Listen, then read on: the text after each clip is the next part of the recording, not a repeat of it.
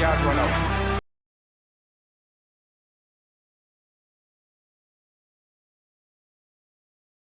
Looked into the penalty area towards Zidane. Nani. Rooney! Oh, wonderful! Manchester City are still alive here. Balotelli. Aguero!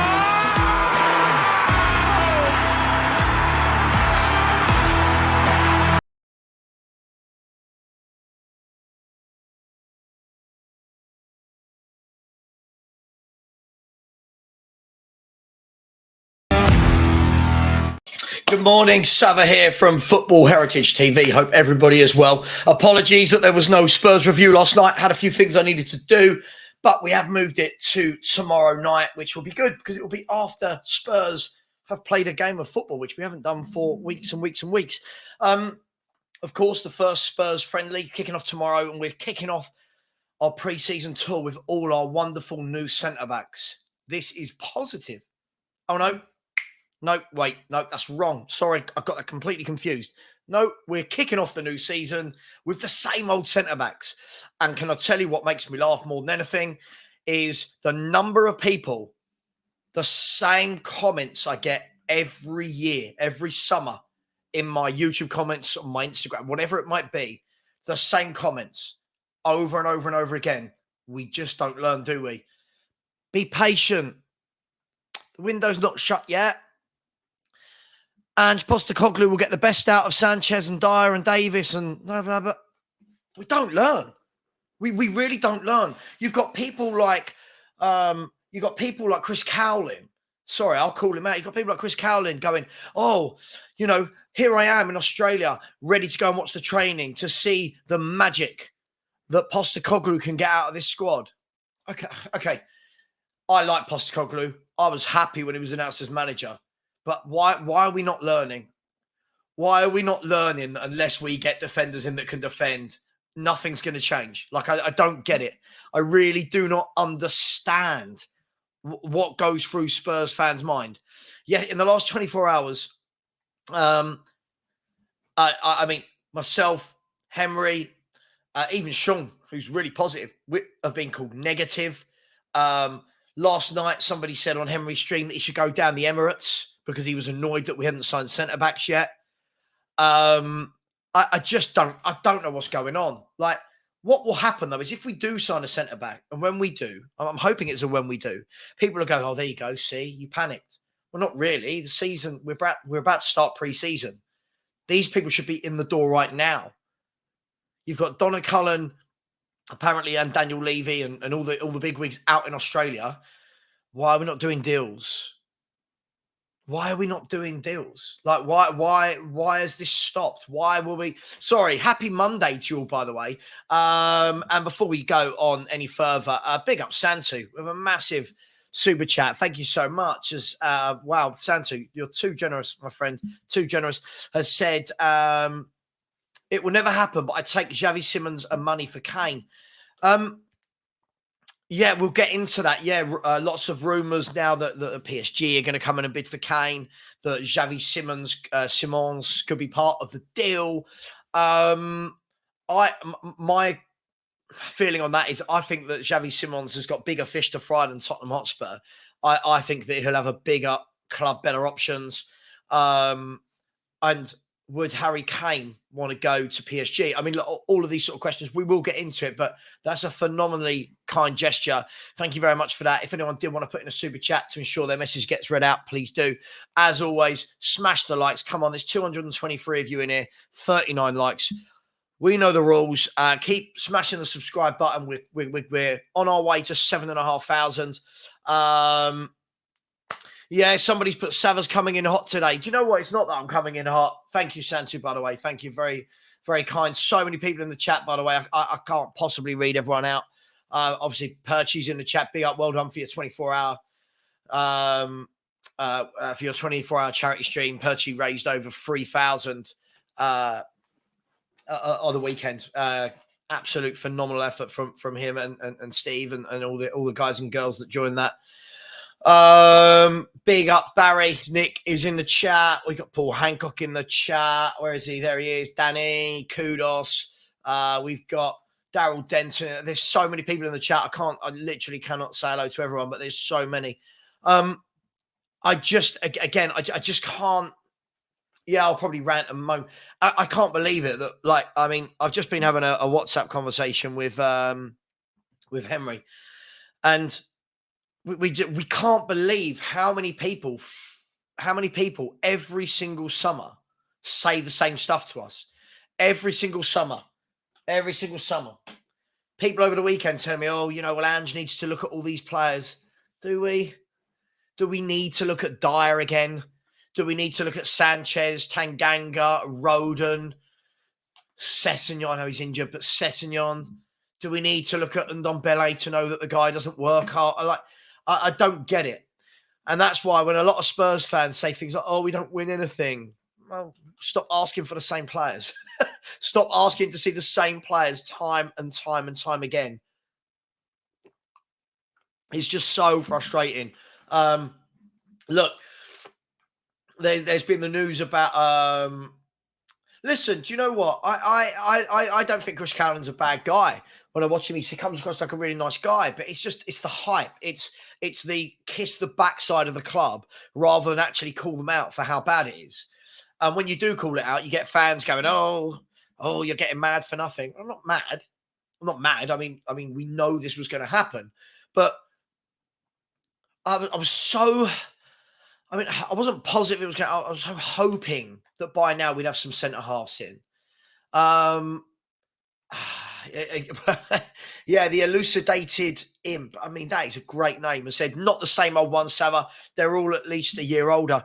That's the worry, isn't it? People are a year older and still saying the same things. It's just the same thing over and over again. And what's worse is it's just stopped, hasn't it? Like the rumours, the reports, the links. I mean, we've been linked with Joachim Andersen. Again, linked. Nothing official. We've been linked with Xavi Simons. Nothing official. It's all gone very quiet on that. I mean, you think it was a week ago. It was a week ago that the reports were that a medical was due to take place for Mickey van der Ven. A week later, we are still in here. Again, Brian, do you know what? I was laughed at, right? In one of my WhatsApp groups, I was laughed at. The people who are in my WhatsApp group, they know who they are. When I turn around and I said Villa are going to be more attractive than Tottenham. And everyone was like, oh my God, they've only had one good season. I said, Villa have got ambition. Villa's owners went and got Unai Emery, top manager.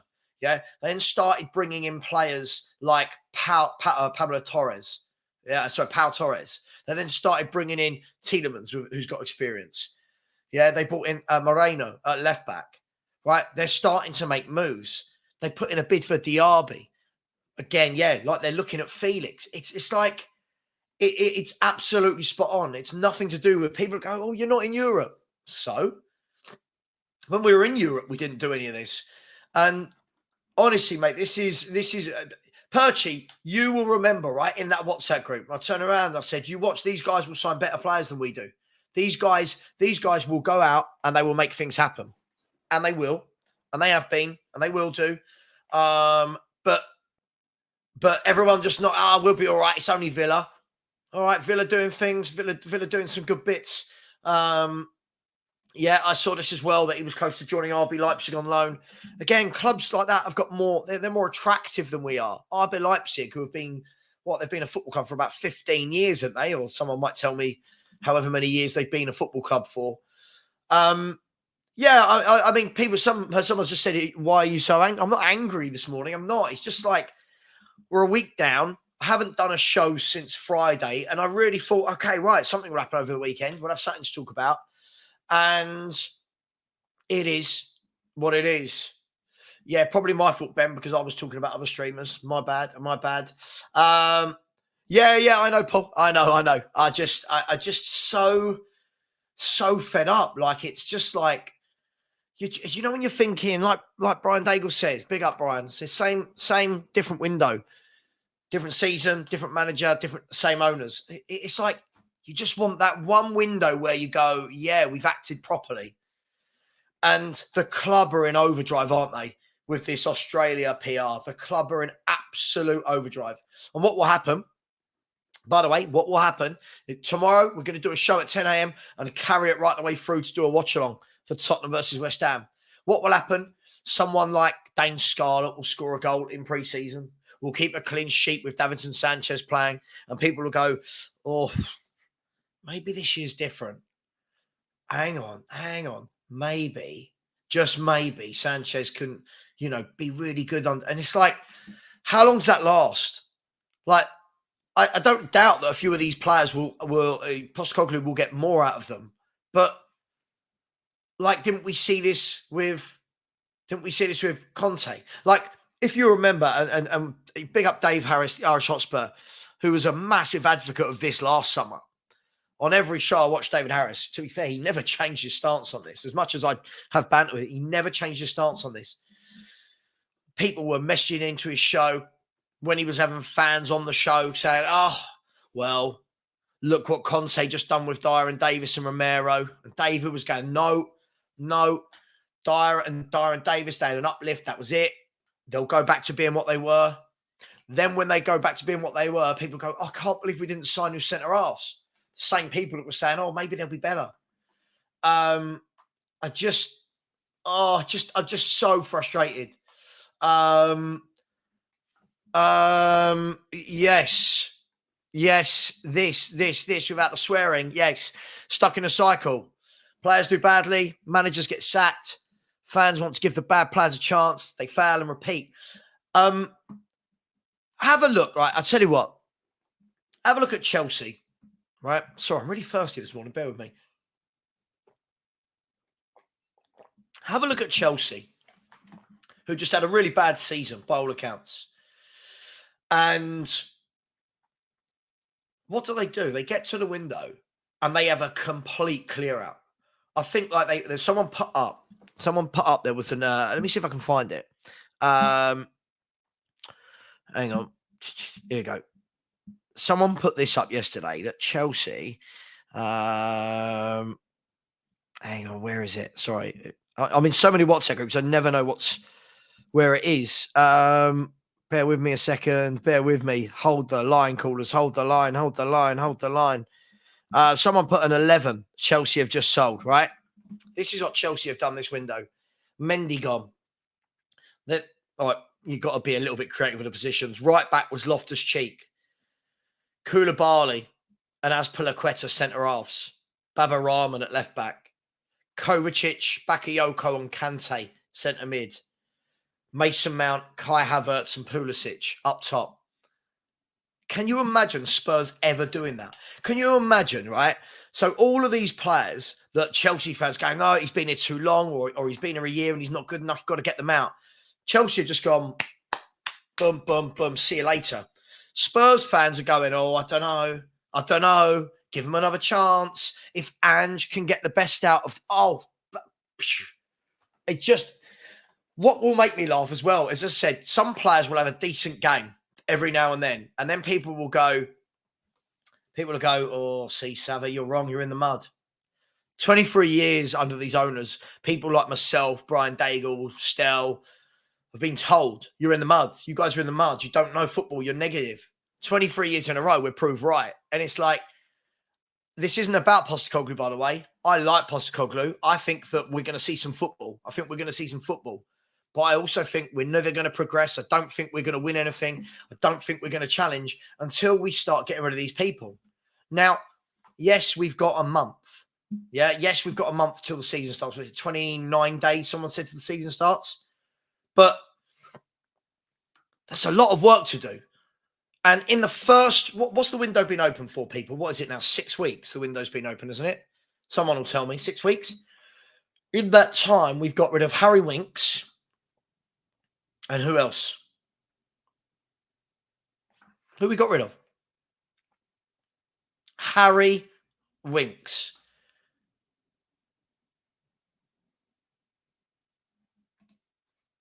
Big up Phil P. Hope you're well, my friends. Hope you're well. He said, "Yeah, Chelsea might wipe their mouths on a few of those signings, but the players that didn't work out, get out. Also, the sale of their youth players go straight on the bottom." Mate, this is the thing. They don't mess about. You watch clubs like them, clubs like City. If players don't work out, they move them on. We just have players over and over again. I also know, once I finish this show, this is the beautiful thing about being a YouTuber. And if anyone who is a YouTuber will tell you the same. You do a show and then people watch it back, right? Which is good. That's the whole point. People watch it back. And I know the comments that are going to come into my chat. I know the same old people that are going to try and spin it. They're going to tell me the positives. They're going to tell me, oh, it's different. It's not. It's not bloody different. It's not. It's not different. Yeah? Maddison, good signing, no doubt. What else is different? Solomon was a free and the goalkeeper cost £17 million. What's different? Yeah, Lukaku will go. Aubameyang will go. Yeah, I saw it today that Leeds have come in with a bid for Ampadu. These clubs move their players on. They refresh. Look at Arsenal. Look at Arsenal since Arteta's been there. All of the deadwood, all of the older players, all of the stalwarts have gone, haven't they? The Mustafis. Yeah? The Ozils, the Aubameyangs, the Lacazettes. Pepe will go. They move them on. These players, Xhaka's now gone. They move them on. Some defenders, I can't even remember some of the names of their defenders. Hector Bellerin's gone. Who was the other centre back? Defender Kolasinac. Like, all these players go. And if you look at this Arsenal team to 3 years ago, it's unrecognisable.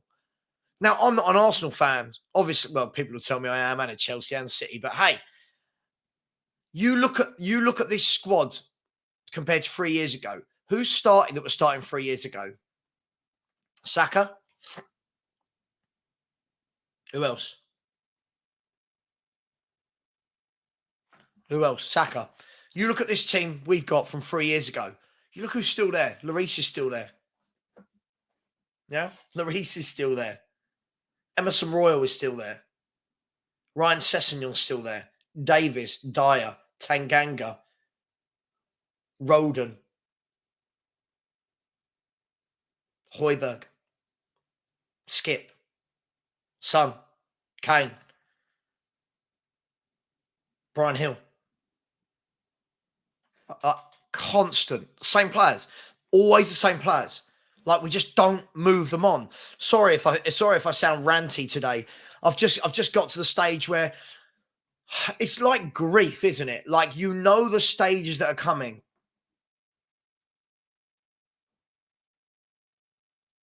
You know what's coming.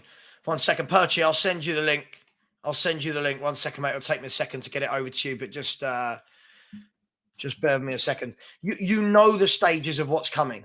I watched a great show a while back with Brian Daigle and somebody was on the show, Brian Daigle, and Brian was explaining perfectly what the stages of being a Tottenham fan were, and it was the same every single time.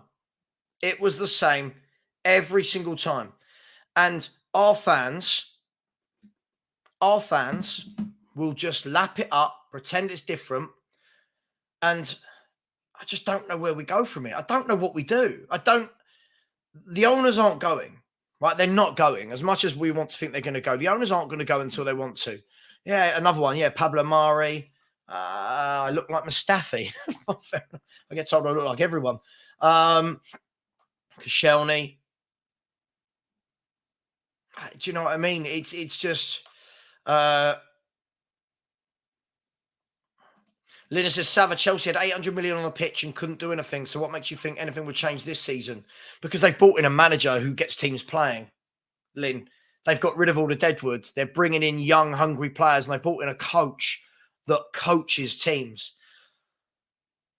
I just don't... I feel like, listen, look, Chelsea have had a blip.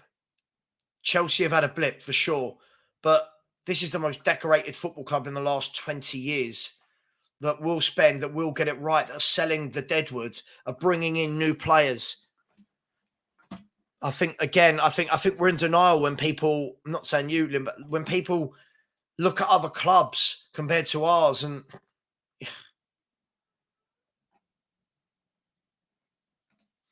yeah, newsflash, no player in the squad has ever won a league. A league game for Spurs at Woolwich. Let that sink in. Nothing changes if nothing changes. Mate, nothing's going to change. Nothing is going to change. I've got no doubt there'll be some feel-good factor at the club. I've got no doubt that the club will be a happier place to be. But I've got no doubt that what wins things, what makes people better, teams better, is better players. You can have the best manager in the world with the best psychologists around them, the best physiotherapists, the best doctors, the best nutritionists. If you don't have better players, the same things will happen. And I've got to a stage where I just don't know what to do anymore. I just don't know what to do.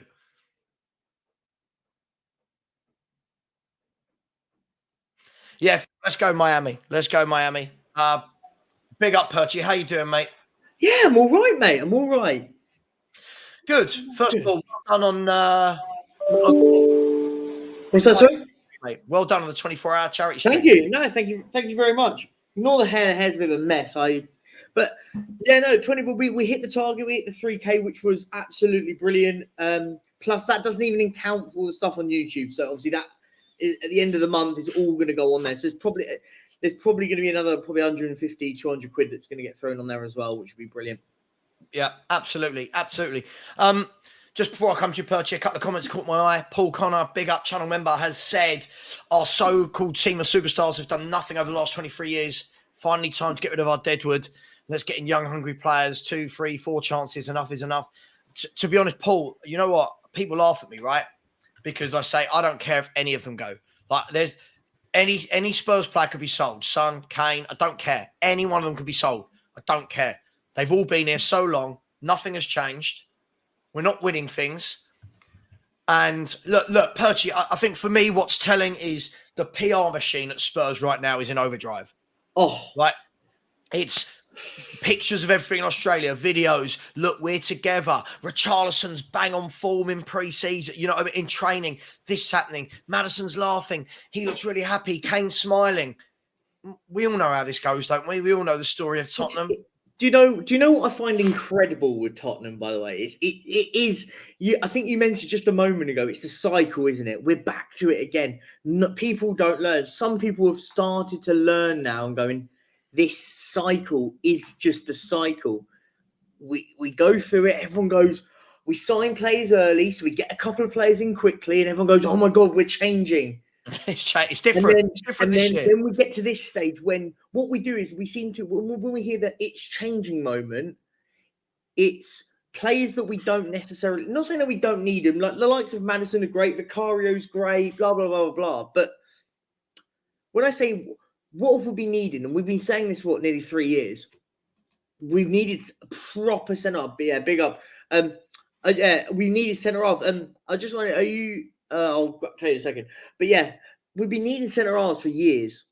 And as I said in the chat just a minute ago, if we start the game against Brentford, listen, I'll be honest, I don't care about I'm not one of these that looks too far into pre-season. I look at it as glorified training matches. Yeah, that's all they are. Let's be honest. Yeah. When people see like that we've played, look, let's just be honest. If we go and beat West Ham 4-0, hypothetically, the absolute craziness will happen. It's, oh my God, we're amazing. We're going to go and challenge for the league because we won a pre-season game. And I think I've been like this. I don't care about pre-season. I'll put it on. I'm not paying for Spurs play, by the way. I will say this how it is. I will not pay for Spurs play. If you are mental. If you're paying that money for that. I was just gonna say, big up to Daniel Montandon, who's in the chat, by the way. The Doncaster Rovers fan. I messaged you privately because you donated so much money in the charity stream, by the way. Over the sort of midnight period. So the Daniel Montandon in the Doncaster Rovers fan, I think he's in the chat. I did see him. Massive shout out to you because you're an absolute legend. You were throwing 20 quids like every hour, and so it was quality. I just as I said, but as I was saying though, guys, like that. Listen, Maddison's good, Vicario's good, Manor Solomon again. I think it's a good signing. but it doesn't make it. They're all easy. They're all. This is the thing, Perchy. Yeah, they're easy signings for the club to do. Agreed. Like there's no signing where you go, oh, I didn't see that coming, or or fair play. Sorry, it's absolutely started bucking it down here. Sorry, it's just beautiful right now. 30 degrees at about 11. You're in Barcelona. I'm in South London, mate. South London. I think that the thing for me is. You think to yourself, don't you? And we all do it. We're all guilty of this. You think to yourself, Maddison's in, good signing. Yeah, we really need that. Oh, we've got a new number one keeper. You're thinking, okay, cool. We're now going to go and get some centre backs. Big up to this man. Big up, Brian. I'll bring you in 1 second. And you think to yourself, don't you? Think, okay, we've got the playmaker. We've got the goalkeeper. Hang on, are we acting different?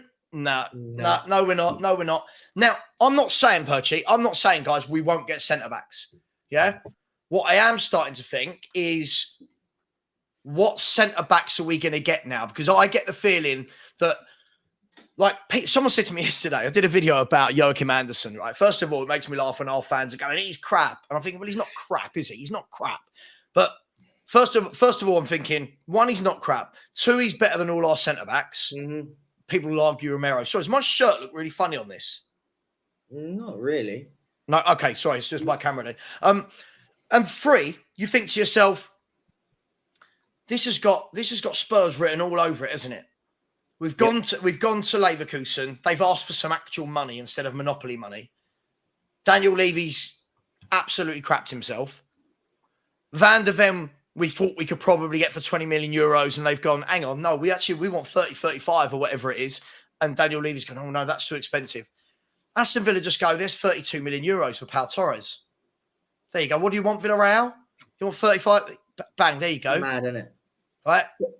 It's how are Aston Villa doing things like that and we can't? Savva, me and you predicted this in the group chat. We said this. Everyone's going, we had streams on it, and people on streams were going, oh, I don't know how you're going on about that Villa's a bigger pool. I said, but they're doing business properly. I mean, they want to sign Moussa Diaby. And if they can't get Moussa Diaby, they're after somebody else, but another top winger. And I just sit there and go, why can't we ever just act like these football clubs? I'm not even sitting there saying that Aston Villa are a massive football club in the grand scheme of what we're talking about. So if Aston Villa can do it, why can't Tottenham do it? What's our excuse all the time? And why do people defend it? People sit there and then I hear people go, wait till the end of the window. No, we need centre-backs. And I said this, Savva, I said this to you a few weeks back, and you were on stream with me and we were saying, I said, for me at the moment, I said, it makes no difference if we sign them now after they go into after they've gone to preseason, because everyone went, yeah, but they can still fly out there. I said, yeah, but that's not the point of it. The point of getting players on preseason is to get these players to bond again. You want your two centre halves that are going to be your mainstays in your team next season to be gelling with, I don't know, their other centre back partner, their goalkeeper. You want them to be a team, a cohesive team. We talk about football as if it's Football Manager and it's like FIFA all the time. Oh, we just sign them, we put them in, and they'll be great. How many times have we had this conversation when we sign a player on deadline day, and then we go, "Oh, it's taken them 6 months to get into the team because they have to start gelling with the team." Give them time. Give them time. They only arrived last week. I mean, Brian, look, we all know you're the leader of the Levy fan club. Look, the worrying thing, Brian, about this is nothing changes. Nothing ever changes, and we all always think it's going to. Like, people always think it's going to. And there'll be people watching me and you and Perchy right now, Brian, going, oh, these guys are negative. Yep. Oh, go and support another club. Oh, if you can't see it's different this time under Ange, blah, blah, blah. Mate, it's just Groundhog Day for 23 years. Yeah, I mean, first of all, Savva, thanks for having me on, brother. Thank you for having me on. I hope everyone in the chat is well. Yeah, what can I say about this? First of all, what we have become as a football team because of Levy and the support base and everything is we've become a team of fans that care about how the deal is brokered.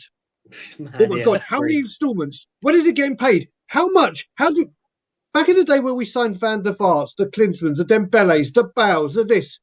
Wow, what a quality player. Wow, this, wow, that. Oh my God, this is what he'll bring to the team. Yeah. Well, now it's, I don't know if that financially works, is viable. I don't give a fuck. I don't care. Get the quality in. We've also become, like Perchie rightly said, we've become a team of fans where it's, oh, don't worry, there's 6 weeks of the window. I don't care. There's 4 weeks till the season. Yeah, exactly. There's That's 4 the weeks key one, till the isn't it? season. When you had a defensive centre-back problem for 3 years running, culminating in the worst defensive Premiership record in your Premiership history, you would think, oh, there's a need there. There's a need. There's something missing that we need to plug that gap. You would think in the business world, if there was something that was hemorrhaging money or costing you financially, ENIC would sort it out immediately. Oh, we're losing some money there. You're sacked. We'll get someone in that can do it and make us money. Yeah. But no, not on the football team, because we'll get a new manager in and say, work with these players and make them better. Do your stuff. And the analogy I keep using for this defensive league or the defensive problem is when you start having a leaky roof, the first thing you do is you go get a pan from the kitchen and just put it there to mop. But then once that starts dripping more, you change it for a bucket. And then you change it for something bigger.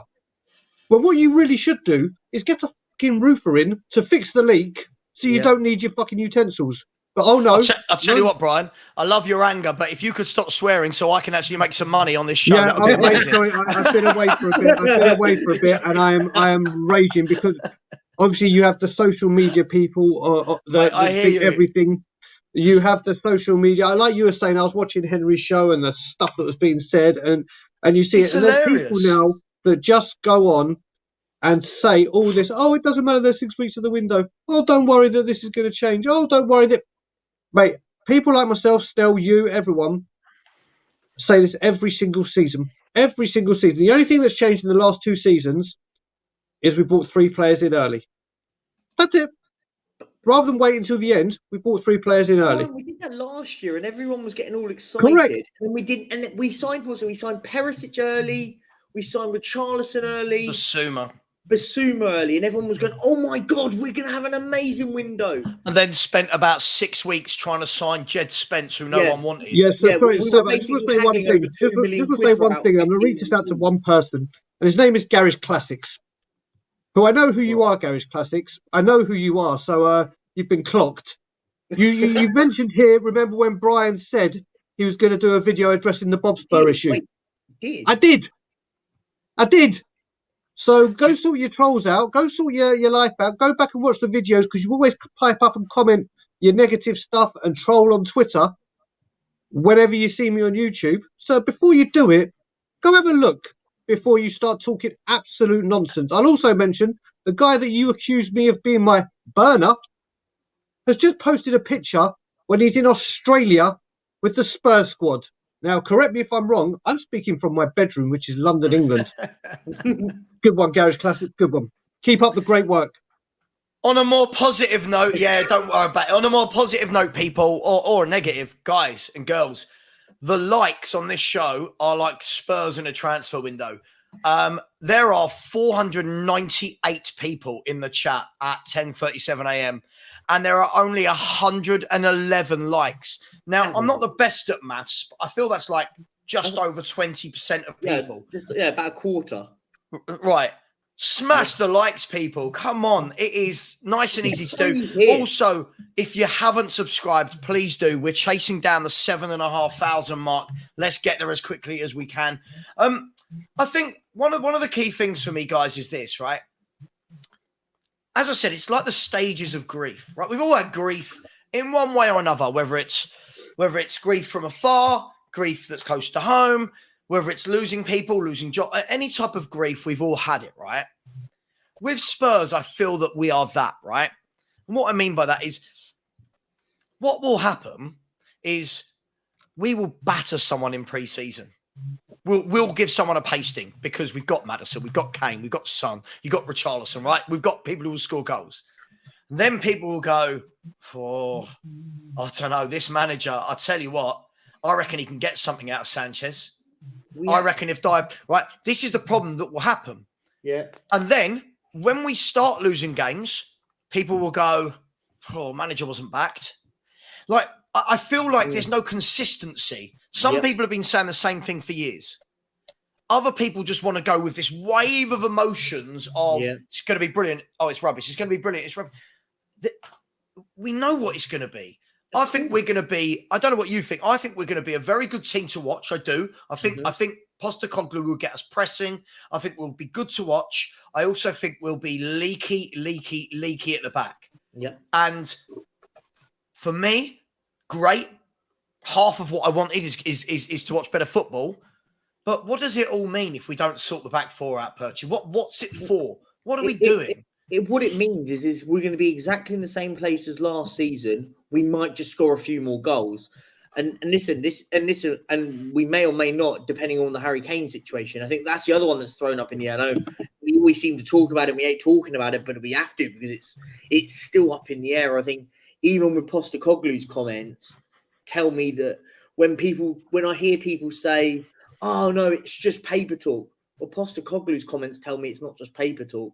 Did you see what he said? He said, whilst Harry is here, he's told me he's going to be an optimum professional. I paraphrased it in that sense. Yeah. Tells me that he knows that there is a massive possibility he may not have Harry Kane at the start of the season. And I think this is the key thing here is why can't we go and act like we needed centre halves? When are people going to start actually looking at it and going, why can't we act like a big football club? Let's look at the boys down the road from us. They haven't been in the Champions League for what? How long? 8 years? Was it 6 years? It doesn't matter. The second they get in there, what have they gone and done? Havertz. You can question if he's the right signing or not. But you probably know Arteta's got an idea from him. They've brought in Declan Rice. He's going to be their future captain. Who are our fans now? Our fans belittle it. Oh my God, 105 million. Who cares? Urian Timber.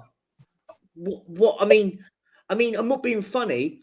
When we go into the Champions League, we don't use it as a springboard to improve ourselves. Never do.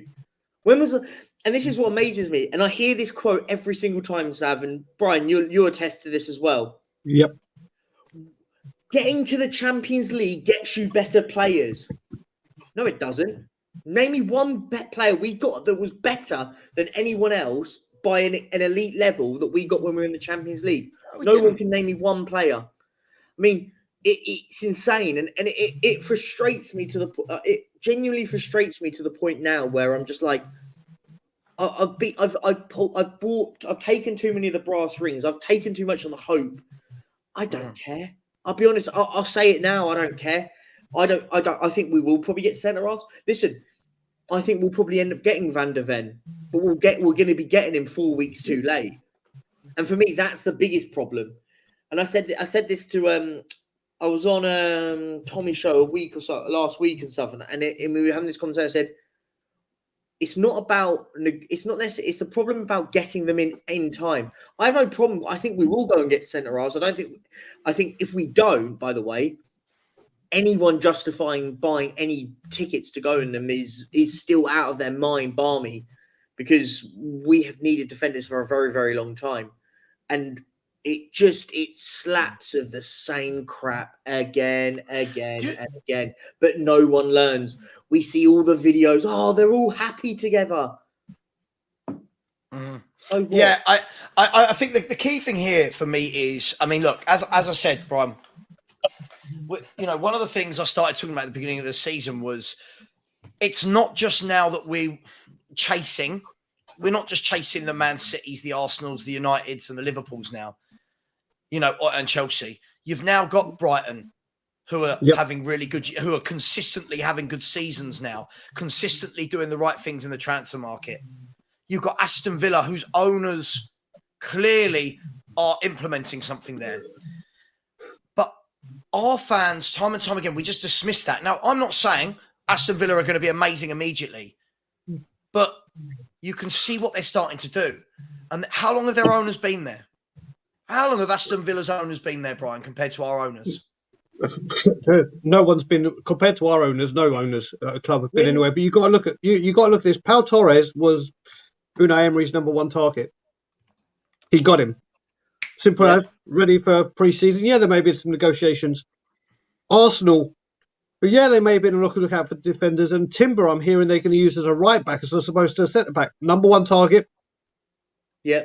I think they're going to do the inverted centre back thing. I think they're going to go with free centre. Yeah. He's got a plan. But he's a very, very good player. Listen, people were mocking Martinez when he came from Ajax, saying he was too small. He wouldn't do this. He wouldn't do that. Dutch league. He's been fantastic at United. Timber is going to be a great. Is going to be a good player. Good. He really is going to do a job for them. But again, their target. You got to remember the rumours with Timber started weeks after Tapsbauer, Van de Ven, done. Declan Rice, all right, they may have way overpaid. Number one target, manager, this is what you want. Guess what? Realistically. But if you look at it, when you look at it in the grand scheme of things, listen, Declan Rice, the fact, I've got on record saying that I reckon in the Euro final against Italy, if we had taken Phillips off as opposed to Rice, I think we were on it. I thought Rice was our player of the tournament at the Euros.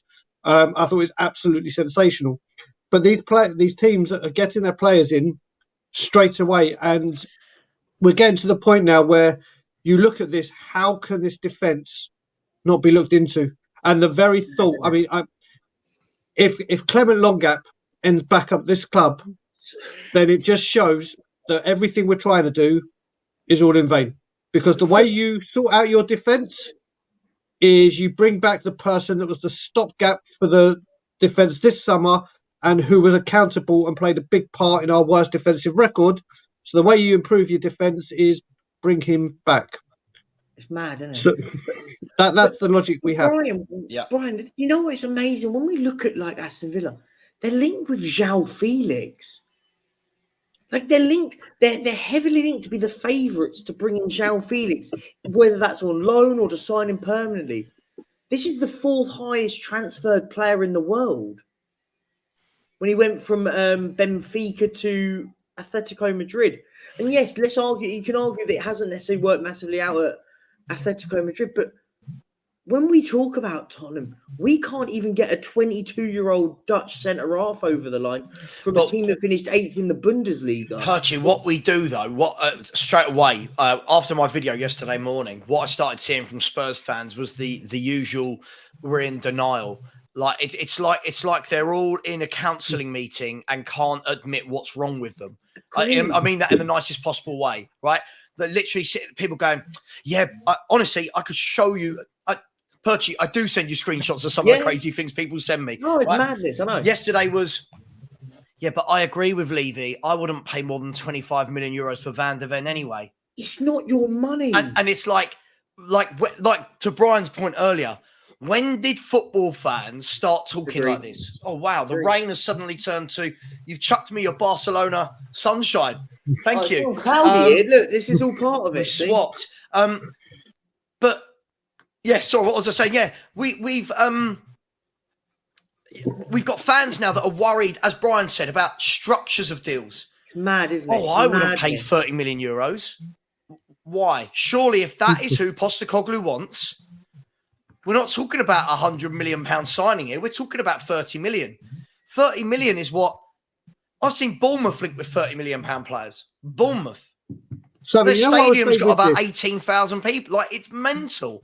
Absolutely crazy. What I would add on to this is I would kind of get it if we were in serious risk of breaching FFP. But we could spend up to £400 million without even coming close to FFP. Bless you, my brother. Sorry. But I mean, if we only had £80 million wiggle room because of FFP, then you're like, do you know what? Okay, we've got to make some moves. We've got to balance the books. We've got to do this. Okay, understandable. But when you can spend up to north of £350 million without even coming close to breaching FFP, you're like, well, why is this happening? But Brian, do you know what it is? I know what you're saying. You're right in what you say, but do you know what annoys me more? It's not even that bit isn't even the bit that annoys me. I don't expect us to go and spend I don't even expect us to spend £400 million in a transfer window because I know my place in the pecking order. But I expect us to go. Do you know what? Our biggest problem last season, we conceded 69 goals. Was it 68 goals? 63 in the league. 63 goals in the league. Sorry. I expected us to go, do you know what? The first thing I want on our list is to go, how do we rectify that problem? Going forward, we were the fifth highest goal scorers in the league. So justifiably, I'm not worried too much about that. But defensively, we were an absolute disgrace. So what do we do? So yes, we're heavily linked with Van der Ven, Tapsoba early on. And by the way, Ridwan's bang on here. Every single one of their defenders gets into our team, and it's not even a debate. No one can debate that. Every single defender at Aston Villa walks into our team, and it's and when I say that, I mean we could take their whole back four and change it with ours, and it improves us exponentially. But my point being is yes, as you said, Savva, getting the Vicario's over line done quickly, yeah, great. Madison's quickly, yeah, he's a relegated player, it was expected. Manuel Solomon's a free transfer, that's great. But again, when do we learn? So what? And it's like they think we're mugs, but the problem is the issue is here with this is people accept it. Oh well, you're all complaining, blah blah blah blah blah, but they'll go and sign a centre half before the start of the season. What? So they don't have a pre-season with the team that we need under a new manager, under a new system. It doesn't make sense. Why can't we? I'm not self-entitled by saying I expected us to sign 2 defenders before pre-season. That's not entitlement. That is because of our biggest lack of problem. It's not entitlement. It's what's needed. I hear, as Brian said. But Savva, I hear everyone saying, you lot are entitled. You lot are entitled. Oh, you're not. Imagine if you lot were running the club. If I was running the club, I would gone, I need to action our biggest problem from last season. And yeah, big up to this man. This guy's an absolute legend. But I just sit back and go, so what? And I do think we'll probably end up getting one of those 2. But the fact is it's gone quiet again. Nothing. Yeah, I think just a few comments I want to go to. First of all, we are now at 200 likes. Let's smash that. Let's get it up to 400. There's 548 of you in the chat. If you haven't already, please smash that subscribe button. Ben will be so kind to put everyone's channel in Purchase TV, Tottenham on Tour. Please smash that like button. I've set myself a target. I want to get to 10,000 by the end of September. So please help me with that. We're just over 2,500 away. Smash the subscribe button if you haven't. Phil, I know. I dared to be a tiny bit positive, and it bit me in the backside. John at M has said, we ain't as attractive as we think we are. I mean, do you know what, John M? The thing for me is, I don't think anyone's even asking for players that are out of our reach. Like, I don't think any of us are sitting here saying, like, I think those fans that say things like, get Bastoni, they're the ones that make me go, we ain't that attractive. Well, we're talking about a 22-year-old that plays for an 8th place German club that is the captain of the under-21 Dutch team, but not even a full international. Do you know what I mean? If we can't be attractive to that, then what are we doing? What are we doing here? And if we're not that attractive, why do we cost so much to go and watch? Yeah. Right?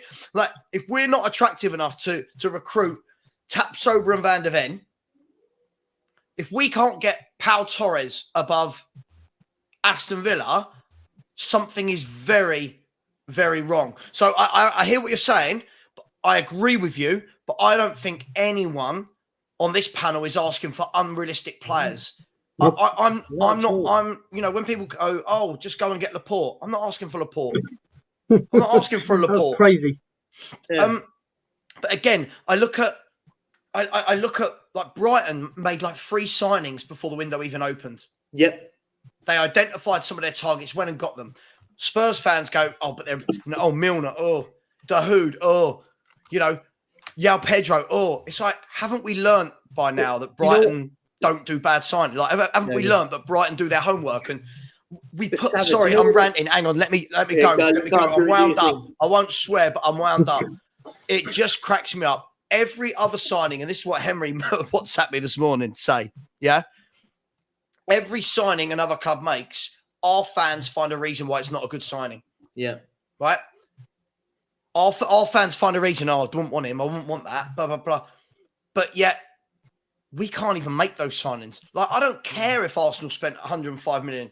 If Arsenal have Declan Rice in that midfield for 5, 6, 7, 8 years, he'll be a captain in about a year's time.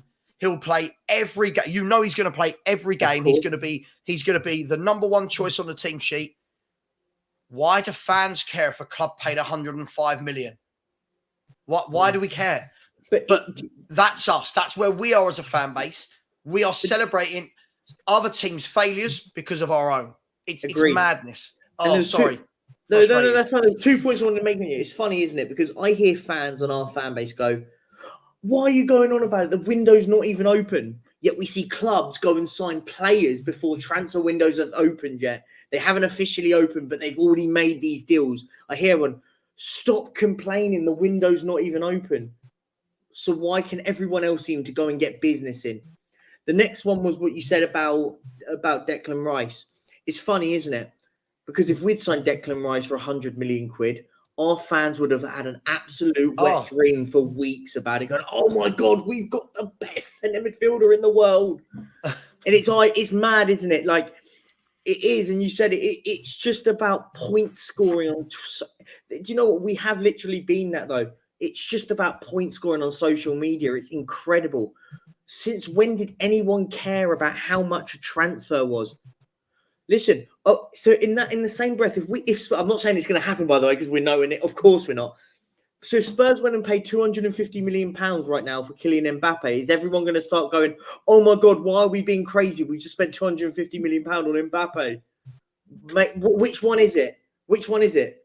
Because if we sign Mbappe, we'd have queues outside the shop getting Mbappe number, whatever his number will be, number 9 on the. Do you know what I mean?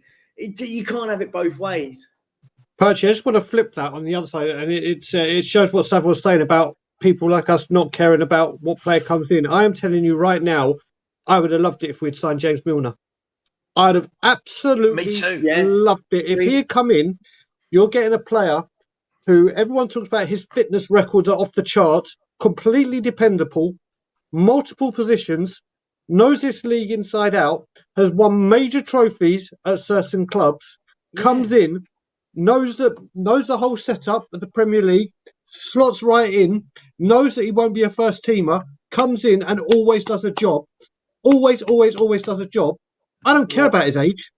Of course. I only care about the fee. If we've got James Milner on a free, that would have been an incredible bit of business for Tottenham Hotspur. And what a role model for the youngsters coming through, this proper youngsters we've got coming through.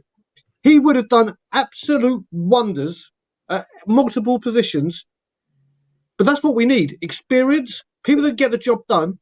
And he would have been perfect. But people think, like Savva said, that we want these 80, 90, north of £100 million players. If they're available and they're good enough, and James Milner is more than good enough, he will be incredible for Brighton this season. I would have bitten your hand off for him. But Brian, do you know what it is what's so funny when that happened? I think Savva, actually, me and you may have been on the street at the same time when it happened, and we went, good bit of business. Everyone went, oh, I thought Brighton are the team that get a load of good youngsters. And we went, no. Think about it. What are Brighton doing for the first time next season? They're in Europe. Who is a master who has been at it at the top level in Europe? James Milner. And he said he'll be in there with those young lads going, guys, you're good enough, blah, blah, blah. He will be like he would be the captain in that dressing room going to guys, you lot are good enough. We are going to, as a collective, we're going to win this against XYZ. Mm-hmm. It was absolute astute business. It was funny because I had the same conversations with people when they signed Adam Lallana. He was absolutely brilliant when he went to Brighton. Brilliant. Just what they needed, experience in the midfield. But you're right. And our fans have lost the plot when it comes to it. And it's been like it for years. Brian Dempsey said, we moan about no centre-halves. Then when we sign two, it'll be, but they should have been signed sooner. The fan base is getting hectic. What? Brian, the fan base isn't getting hectic. if we want to use that word, the fan base, if I use me, Perchie and Brian, for example, we've been saying this for years, mate. Yeah. It's not about, listen, these two centre-halves should have been signed the moment that Vertonghen and Alderweireld started to slow down. Yeah? We've had how many transfer windows since that happened? And the only one that we've got in who, again, even for me, isn't all that, but is Romero. He's the only decent one that we've signed in 5 years. So I get what you're doing. I know you always come in with these little remarks about this. And yeah, when we sign two centre-halves, I'll be the first person to go, God, at last. They should be in. They should be on that plane, Brian. They should be in Australia right now, preparing to play. Hang on, Perchie. They should be preparing to play against West Ham tomorrow. Two new centre-halves playing together, building a partnership with a new look back four, whether that's a Doji or whatever. That with Vicario, and we go, right, here's our goalkeeper and our back four. This is what we need to build. But fans like you will just constantly let them off the hook. Savva, the perfect way to wrap this up, I just want to say one thing, Perchie, with 30 seconds, then you. The perfect way to sum this up is if we all start a new job and they say, come into work, training is 5 weeks, and so come in next Monday, 5-week training starts. We go, no, don't worry, we've done this job before, we know it. We'll just turn up on the first day after training and just crack on with the job. Yeah, no, agreed. It's like, no, you need the training to be on par with everyone that you're about to work with. So when it comes to this, it's nonsense. You don't go into a job and go, yeah, I'm not going to turn up for training. I'll just turn up when the real job starts. It's mental. But do you know what? With Brian's message as well, and I'll say this, and you guys can attest to it because I've said it. I say it every single time. I've said it for weeks. We need centre halves before the plane takes off. I said, if the plane takes off and we've not signed at least one, I was going, new centre half, it's a failure. So when you say we'll sign them and then you're going to say we should have got them sooner. No. I've been saying it for weeks that we should have been signing. These should have been the first two signings is two new centre halves. So that's what I wanted to say. Just quickly, who are we talking about here, by the way? I've got a really bad echo from one of you, by the way. Oh, it might be me, sorry. Something is just like a kind of noise. Sorry, this comment, what's the guarantee who's going to make a difference? Sorry, if you could put in the chat so we can talk about I'm assuming he's on about James Milner, but I mean, we've talked about Declan Rice, James Milner. I mean, listen, it's these players make a difference because they're pros. Yeah, James Milner, again, him going into Brighton, it doesn't mean he has to play 38 games a season. No, but I can really hear something. It's me. He said in the comments as well, he is talking about Milner. Well, the difference James Milner will make is simple. When you look at... Oh, hang on. It's you, I think, Brian. I can just hear a noise your end. Never mind. I'll continue going. As long as you can't hear it, it's fine. I'll keep going. Why would James Milner make a difference? Well, first and foremost, Brighton are about to go into their first ever season in Europe. And players that haven't played in Europe before will look around the dressing room to their leaders. They will look around and go, who's got experience of this? And they're going to look around and someone like James Milner is going to be like, right, let me talk to you about it. Here's how it's different. Let me tell you how we prepare. What's different about playing twice a week than once a week? Yeah, he's a captain. He's a leader. He's fit, right? Apparently he wins the beep test every season and he's like 36 or whatever. Players like that, it's about having their know-how around the ground. I don't know if any of you remember a few years back, I'm going back a few years now, when Leicester City bought in Cambiasso. Yeah. Yeah. And I remember all the noises coming out of Leicester at that time was that Cambiasso is just like every other player. He's the ultimate professional. He's in first. He's out last. He's talking to all the youngsters. He's always there to give advice. I don't think football fans think about these things. And I don't think we've got enough of that in our club. I don't think we've got anywhere near enough of that in our club. But look, I'm not saying, Milner would have been my first choice, but these other clubs, they just seem to do sensible things. Sensible. Villa, Pau Torres, sensible. Right? Tielemans as backup in midfield. Let's be fair, he doesn't have to play every game. Sensible. It's a no-brainer. Right? Spurs, what are we doing? I'm really frustrated this morning with Tottenham. I'm so frustrated. Frustrated. This is why, Savva, why I say to people always say to me, why do you act the way you do or speak the way you do. And I said, you know what? I've gone past the stage. I just stay in this mode, so then I can only be impressed. I start low down because then I don't go down. The only way for me is up.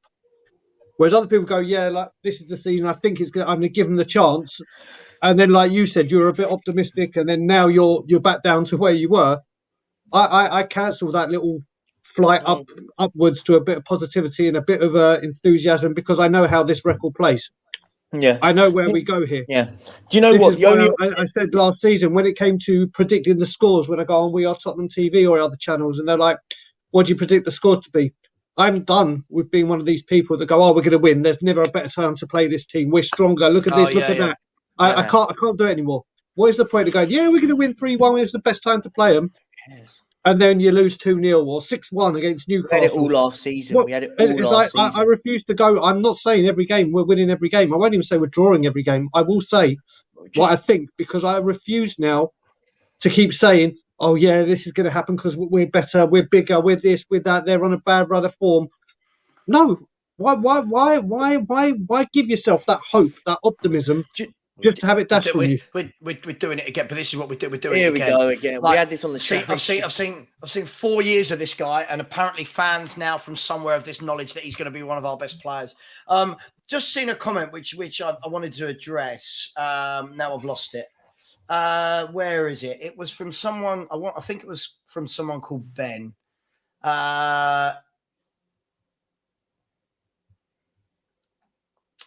Sorry, I did see. Oh, where is it? It really annoyed me. I saw it. Somebody said 12:03 or 11:03 for you. Is it that one? I don't know. This guy's another one. This is an apologist, by the way. This wasn't what I wanted to say. This guy's one of those apologists. We find ways to belittle clubs that are building and growing. That he's an apologist. My friend, you are part of the problem. Brighton were a tiny club that have built and run themselves really, really well. To get into Europe from how small they were is phenomenal. Spurs are one of the biggest clubs in Europe with a massive generation flow. And just think, Brighton scout better than us. Brighton play better than us. And Brighton are in Europe and we're not. So, sorry, frustrate our fans. Savva, and here's the one as well with Brighton. They've just signed a young 19-year-old Romanian lad. How much are we all predicting in 12 months, 24 months' time that kid's going to be worth? I'm saying £70 million that someone like Arsenal, Man United will be after him because that's seemingly what happens. That is the common occurrence with Brighton. They will go and sell big young players and get a load of money from them. Basically, I can't find this comment, but somebody said, oh, right, yeah. So Ben Spur said, a leader, fit and reliable. We got one, and you have said we need to sell him. Again, I mean, context. You're clearly talking about Harry Kane, right? Yeah. Here, he's clearly talking about Harry Kane. I really wish people would listen. I have maintained the same thing, guys. You know I've said the same thing. Right. Yep. If Harry Kane doesn't want to be here, sell him. It's really that simple. If Harry Kane I think he's talking about Hojbjerg. If you look down in the comments, I actually think he's talking about Hojbjerg. He's talking about Hojbjerg. Oh, leader, fit and reliable. Oh, my God. Hojbjerg. If we're talking about Hojbjerg, I mean, first and foremost, I look at Hojbjerg, I look at James Milner. I mean, look, I know who I'm having. Our fan base. Honestly, I get in trouble all the time, guys, because I say things like a lot of the fan base have the club they deserve. Yeah. But I stand by that comment. I stand by my comment. I read so many things from fans and I think, oh my God, you're just not getting it. You're not learning. You're not learning. So you know what? I'll say something because I am a fan of Hojbjerg. When he first came in his first couple of seasons, I thought he was sensational. I really do. His first couple of seasons, I really do personally. And one of the reasons I loved him so much was what he brings off the pitch, that attitude, that determination, that skill. But last season, and I've been saying this, we as a football club have become far too sentimental. Oh, we can't keep him because he's fit, because he's this, because he's that. Because he's one of my favourite players. But I've gone on record saying, I don't care about if he's my favourite player or whatever. If you can upgrade him, you do it. I don't care what position it is. there's a better version of that player that could do a better job for that manager, you do it and you try and bring him in and you upgrade and elevate your team. What I will say with this, Hojbjerg to me isn't one of the first people I'd have out of the door. But for me, he's the one that will bring in the most finances. If we're looking to shelf someone, especially in the midfield area, he is the player that could bring in the most funds.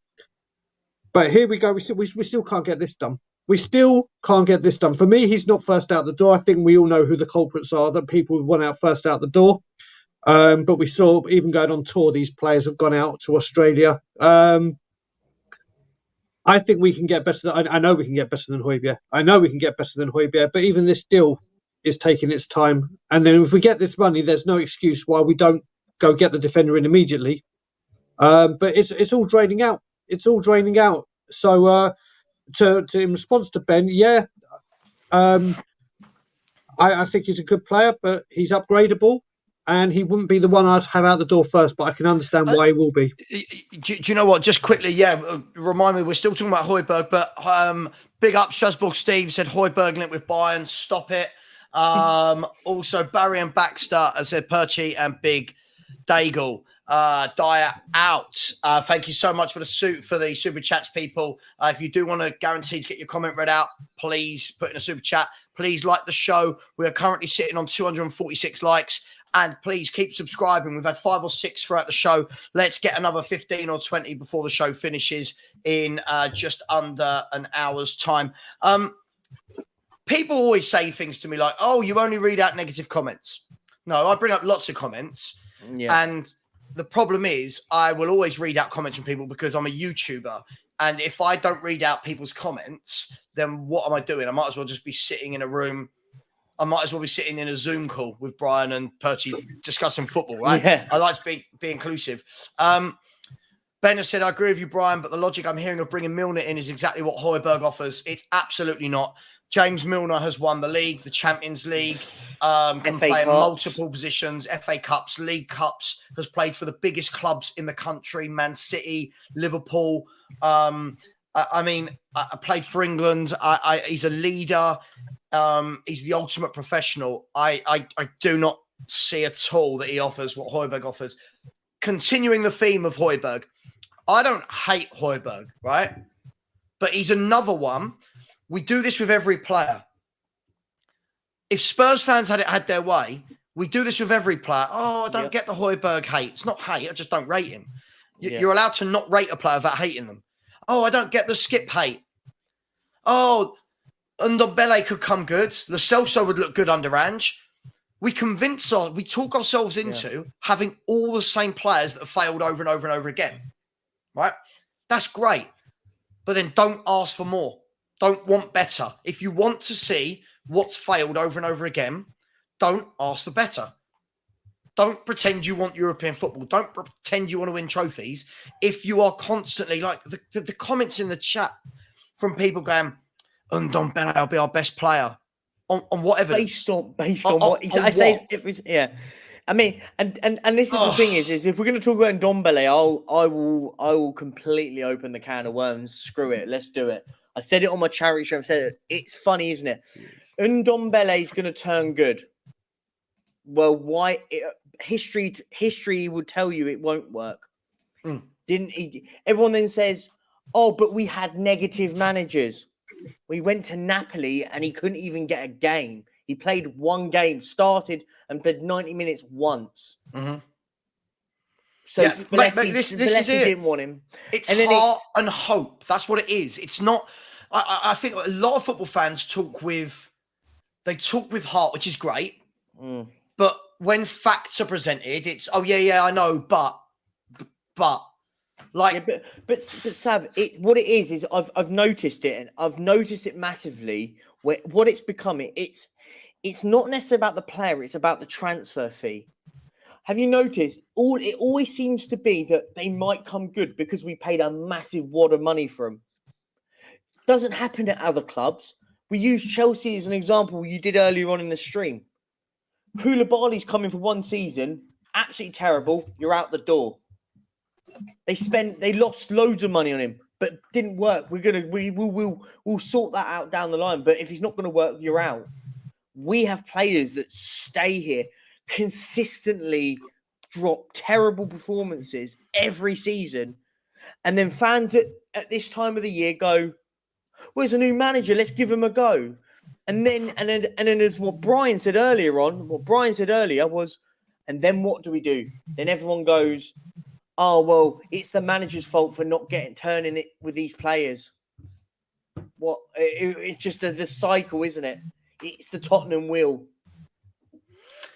Yeah, listen, apologies if people think the show too aggy today. I'm just frustrated. As fans, Brian, we should be looking forward to West Ham tomorrow with what we need in place, right? And somebody in the chat said just there, up there somewhere, sorry, there's so many comments, I can't possibly find everyone, and said, oh yeah, but man, you haven't got in who they need yet, and City haven't. But these are clubs that win. Like these are serial winning football clubs that every season are thereabouts. They're in the comments. We're Tottenham that never get it right. And yet we want to pitch ourselves in the same bucket, Brian, as these other clubs. Yep. It's amazing. It beggars belief. And you look at it, they've just obviously, they got the here we go on Onana. They went and have come to an agreement and now have got their number one choice that they wanted, the only choice. I've seen breaking today, Marcus Rashford has pretty much, they've come to agreed terms on a brand new 5-year deal for him. You look at it, he had a wonderful season last season. He's a great player.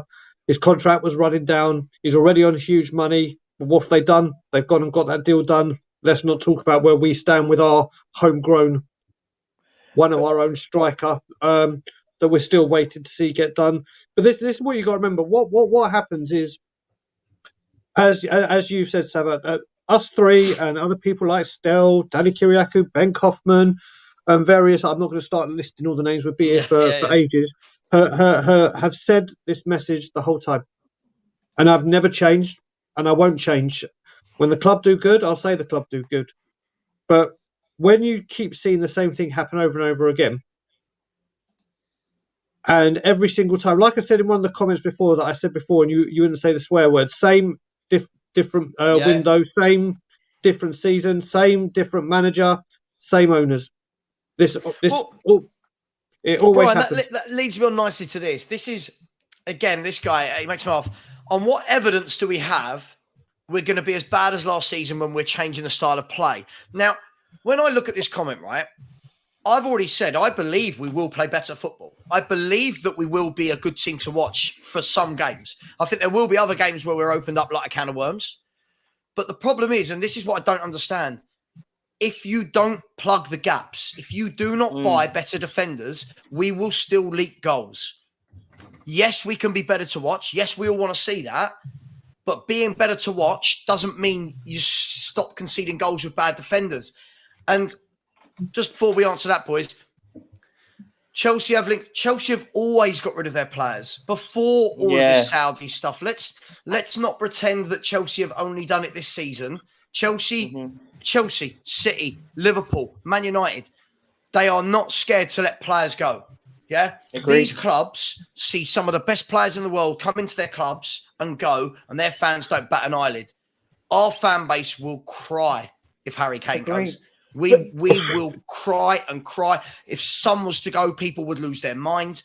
When Dele Alli, I remember at one point there were talks of £100 million bids for Dele Alli, and I was like, Real Madrid wanted to offer £90 million for Dele Alli, and our fans went, no. Our fans went, no, you can't get rid of Dele Alli at that time. And here, I just wanted to make a point. So, Brian, you brought up Banana. It's amazing when you think about it. When we were first linked with Van der Ven, they had David De Gea. In the space of the time that we still haven't even made, when we agreed personal terms with, was reported that we agreed personal terms with Van der Ven, they had David De Gea, and in the timeline, they've got rid of David De Gea on a free, and they're literally going to sign Onana today for £43 million. I mean, and listen, that's a bigger deal than the Van der Ven deal, by the way. Yeah, and I just want to go back onto that. I just want to go back onto that comment you brought up, Savva, about the changing style of play and how do you know it's going to be. We'll get off to a worse start when we're playing a different formation and different style of play. Well, let's put it this way: last year we had to play the back three. A, yes, Conte wanted it, but B, we didn't have a defensive partnership we could trust in a back four, a 2 centre-back. So now we're going to play more attacking football with centre-backs that we don't trust to play in a 2. Yet we're going to be playing a 2-man centre-back rather than a 3-man. So last season we played with 3 and went ultra-defensive. Remember that word, ultra-defensive. And we conceded the most in our Premier League history. And the way we're going to get around that is by going down to a 2 that can't be played as a 2 and expect better. Yeah. Uh-huh. Mad. Uh-huh. I mean, yeah, listen, it is very, very frustrating. Listen, I think what's more frustrating at how bad we run every year is that still people can't see it. I think that is what I know I shouldn't worry, but that is, I speak to Spurs fans all the time, right? You know, you meet new Spurs fans and they're like, oh yeah, I think this year and this is, I think we're going to, I mean, does anyone need to see Dyer again? Does anyone need to see Sanchez again? People say to me, Rodon's never had a chance. For a reason.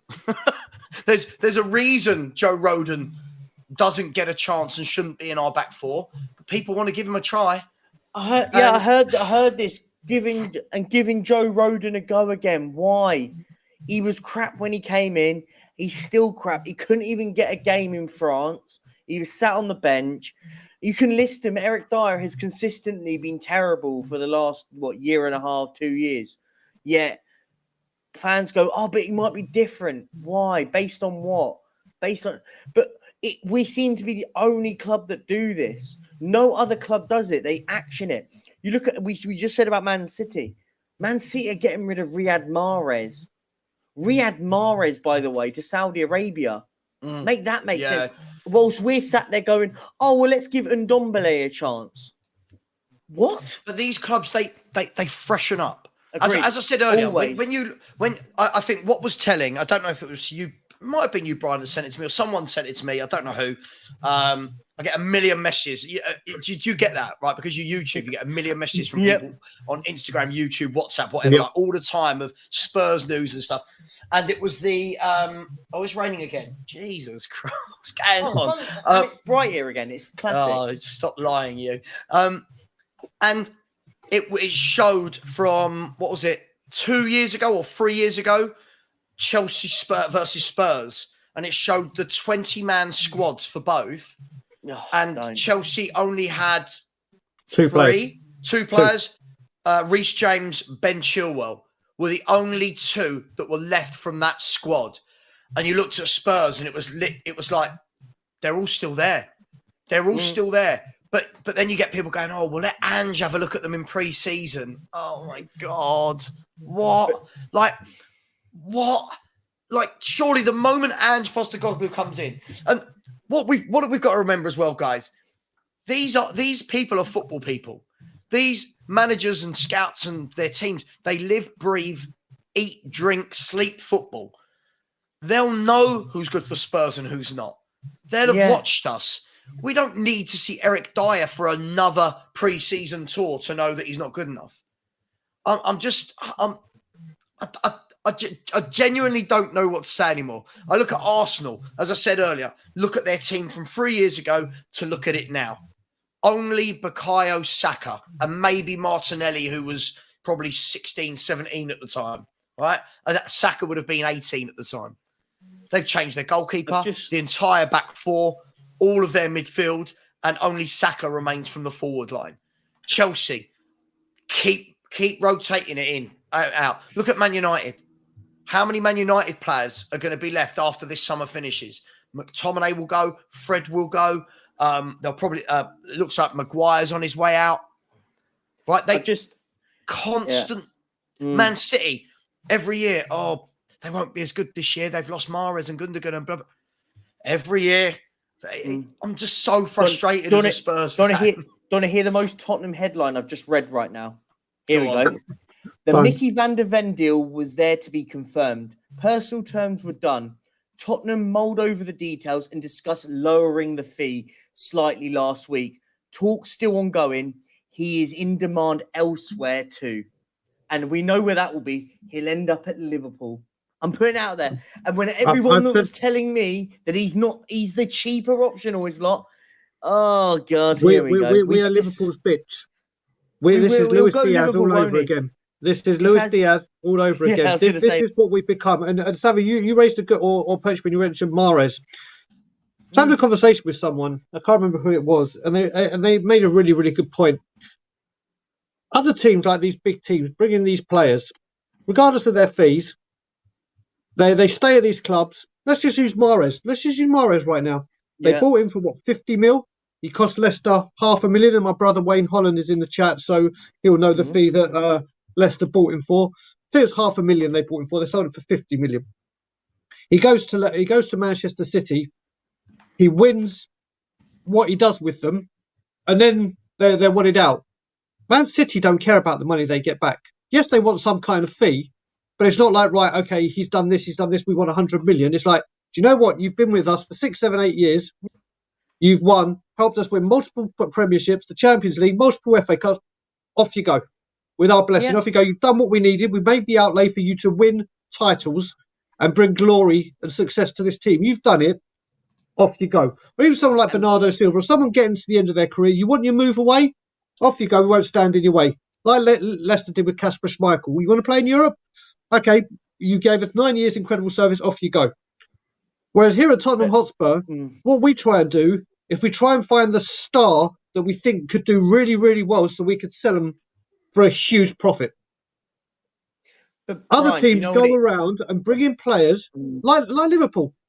Like Liverpool, they'll go and outlay for their midfield. They'll go and outlay because they know their midfield is dead. They need new midfielders in. They'll put out the outlay, help them win trophies, help them achieve what they want to do. Off you go with our blessing. You helped us achieve our goals. You've done your job. Off you go. If you want your move, we'll facilitate it. No, not Tottenham Hotspur. You look at it already, Daigle. You look at it. This window, Fabinho's going to head out the door. Yeah? Yep. Jordan Henderson's going to head out the door. Right? Mane headed out the door last year. You look at it. Those three were three of the mainstays in that team that won the title and the Champions League. Constantly move players on.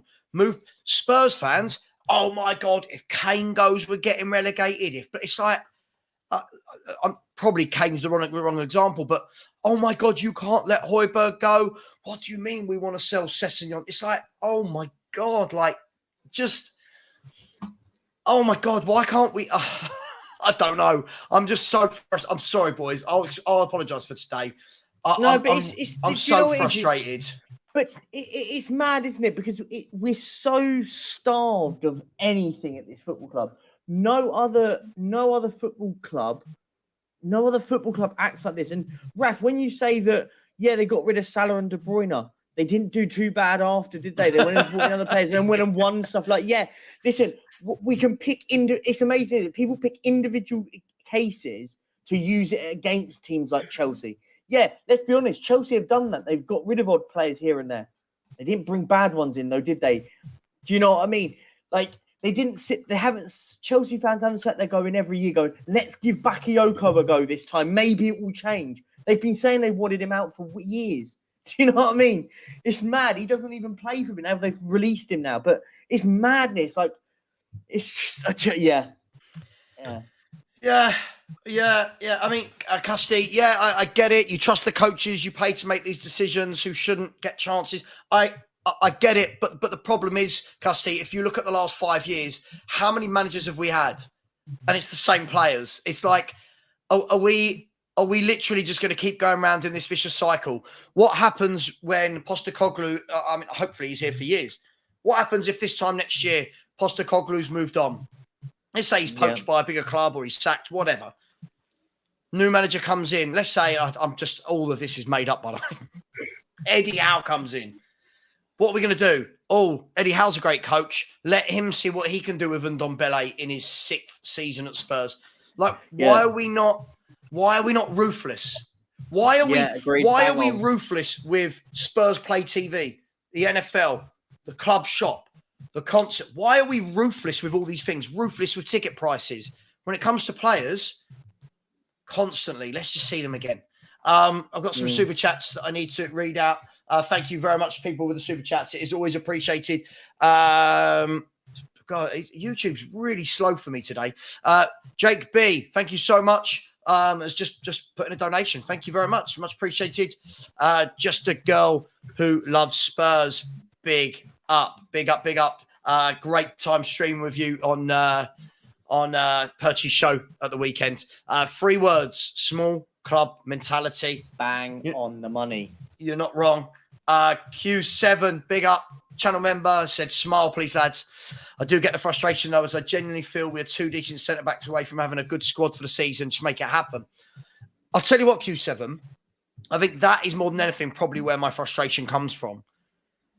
The difference that 2 really good centre-backs could make to this club playing once a week is huge. Yeah. And all I wanted, if this is selfishly or not, all I wanted was that they were on the plane, going out there. I said to Percy the other day on the stream, you would have had your new goalkeeper, 2 new centre-halves, you got your new playmaker, and if you've got the number 6 as well, you go in and you're building a new spine of a team, and you build around it. And then then who plays right back, left back, right wing, left wing? You can mix and match. That spine is what I wanted in place. And you just know we're going to see some absolute dross players playing now. You just know it. And that thing you got sent, Perchy, I got sent. I think it's pretty much the same thing that was, on the VDV deal, was pretty much there to be confirmed. Personal terms were done. Spurs mulled over the details and discussed lowering the fee. Talk still ongoing. However, he is in demand elsewhere too. That's the news that's coming out. Romano has just tweeted something about Heung-min Son. Do you want me to read that one out? I'd love you to. Why not? Son confirmed he's not moving to Saudi Arabia this summer. His quotes were, "If I wanted to be there, I wouldn't be here now." So that tells me that there was an offer. Last season I suffered. Last season was not the Sonny I know. I want to show the people the Sonny they know this season, he said via Ali Gold. Listen, I don't care. I'll be honest, I don't care. He's a Spurs player. He's staying at Spurs. That's not news. Do you know what I mean? Like, when they put that out as news, where's my centre-backs? Yeah. Agree. No, I agree. I agree. Not having to go at you. Where's the new players? Why are we having conversations about a player who's at Spurs? I agree. Oh. So I just want to comment about this super chat as well, because I agree. Well, I think we are only 2 centre-backs away, but you know what's going to happen? We shouldn't only be 2 centre-backs away. We should be now saying at least 1 centre-back away. But the problem is we'll probably end up with 1 centre-back away and 1 will come in, and then it'll be like, oh, don't worry, people. It can't all be done in 1 window. There's a reason for this happening. This can't happen. This won't happen. This will happen in January. Negotiations will start up again. There's always something. I too agree that if we've got Tatsoba, let's just say it's Tatsoba and Van der Ven or Tosin, who I'm a huge fan of. Any 2 of those 3, I'll be delighted with. I'd be absolutely over the moon and go, do you know what? Well done, Tottenham. You addressed the situation. You dealt with it. Now we move on and see what we need January. But this is where we go. It carries on, and then, like you said, when it says other, at what point does Van der Ven go? Do you know what? This deal's been. I've agreed personal terms, 2-3 weeks, whatever it may be. Yeah. And this club, if they seriously want me, I would have. They would move heaven and earth, and then another team will come in and go, bang, here you go. We'll give you the same terms or different, whatever. But Wolfsburg, bang, there's your money, and off he'll go. Off he'll pop. Yep. I truly do worry. I mean, listen, Rob, I see all your comments about Chelsea when you're saying they're a different animal under Abramovich. Yeah, listen, they're in a transitional time, but listen, top clubs like that will spend don't stay in transition for long. Last season, new manager, new owners, new scouts, new director of football was always going to be a tough year. This year, they've now got in a coach who we know will build a good team. We know he will. Can they kick on from that? I think they can. I think they will. I'm not saying they're going to win a league or challenge for a title this year, but one thing is for sure, you know that what Poch now needs, he will go and get. Not all in one window, but you watch. He will start getting the players he wants. They're in talks to bring in Caicedo at about £90 million. Right, I really don't think that we should be talking about how Chelsea don't do well or don't do it. By the way, people, smash. We're going to go for another 15 minutes. Smash the like button. We're only on 272, and there's 568 people in the chat. It's absolutely crazy. If you haven't subscribed, please do. People have been really tight with the subscribes and the likes today. Only 7 new likes throughout the whole show, and there's 569 of you now in here. If anyone hasn't subscribed, please do. Please smash that like button. And a super chat from Daniel, who is always very generous. Daniel Montandon just said, I'm enjoying the show. Listen, we're enjoying you being here as well. Thank you so much. And as much as it seems sometimes, guys, that we don't like Spurs, we love talking about them. We just want better. That's all it is. We want better. And we've been here, seen it and done it before. It's just, I think we're just all so passionate. That's the thing, Savva. That's it. This is the thing. All the 3 of us here and many others that are in the chat, all we want is a successful Tottenham, or a Tottenham that believe they're going in the right direction to try and obtain success. Not on the balance sheet, not on the property portfolio, but on that grass pitch. That's all we want. That's all any of us want. It's how we get there is the stumbling block. And like I said, when you've been as staunch Levy out as I am for 15 years, it's very, very different for someone that's been 15 years witnessing this crap compared to someone that may have just become Levy out in the last 18 months or still isn't. I agree. And it's when you've had a mindset for that long, it's easy to see, right? If like for me, it's sunny again. Sorry, I probably sent you the rain. It's still good here. Because people like me and you, Brian, have had that mindset for however long we can remember, I want to be proved wrong. Like, I need to see it different. And the problem is, people, if we start doing well, people will go, there you go, you're wrong, you're in the mud. Not in the mud. It's what I want. I want them to do this. I want them to act properly. I want them to go and buy the centre-backs we need. By the way, I don't think it's just centre-backs we need, by the way. I'm not saying buy 2 centre-backs and the whole club is sorted, but that is the gap. That is the biggest concern at Tottenham Hotspur, and it has been since Vertonghen and Alderweireld started to lose their, legs. Would it be fair to say lose their quality? Just really, really frustrating. And it's the fact that when you hear these reports that a deal was about to be done, but then we went back in and tried to lower the deal, when you think nothing's changed. Nope, not just one bit. Nothing's changed. I guarantee. I think somebody said it in the chat earlier. I think Brian, you mentioned it earlier. I think Phil P put it in the chat. Said if our ticketing system went down, if Spurs play went down, if the generators went down during a concert, you watch how quickly Spurs sort that mess out. Yeah, you watch how quickly they sort that out, right? Yeah. You watch the beer pump stop working in the stadium for 10 minutes. You watch how quickly they've got a technician. They're sorting that out. Yeah. Needed centre-backs for years. What you're saying as well is if we get these 2 centre-backs, whoever they are, you, myself and other people will come in for, there you go. You doubted it. There you go. In the mud. And I'm like, wait a minute. Because we've got 2 centre-backs, that wipes out 15 years right. of everything. That's the thing. Because they came in, push the reset button and go, everything's all Skittles, champagne and rainbows.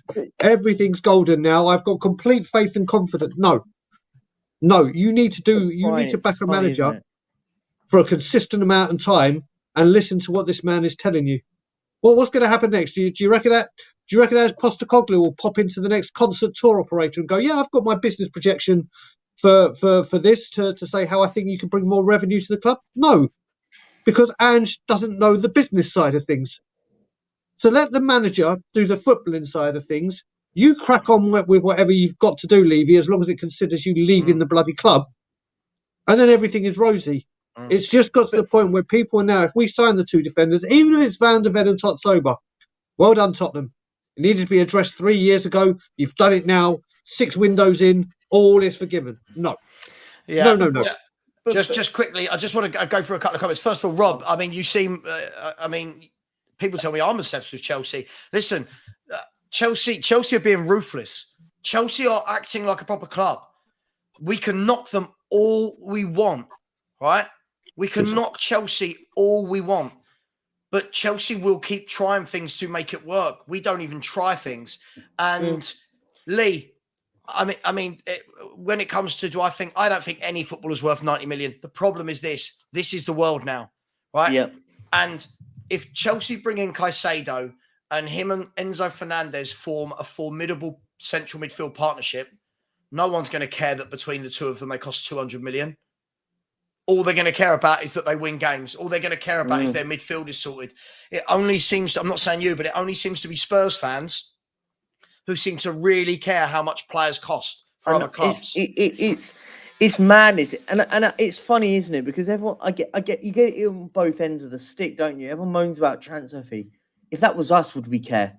Are we only concerned about it because we basically try to trim as much off of a transfer fee on any single deal? We had it last year with Jed Spence. We were negotiating to save a couple million quid every time, and it's mad. And I sit there and go, if we were signing Caicedo, I'd be going over through the roof. It'd be amazing.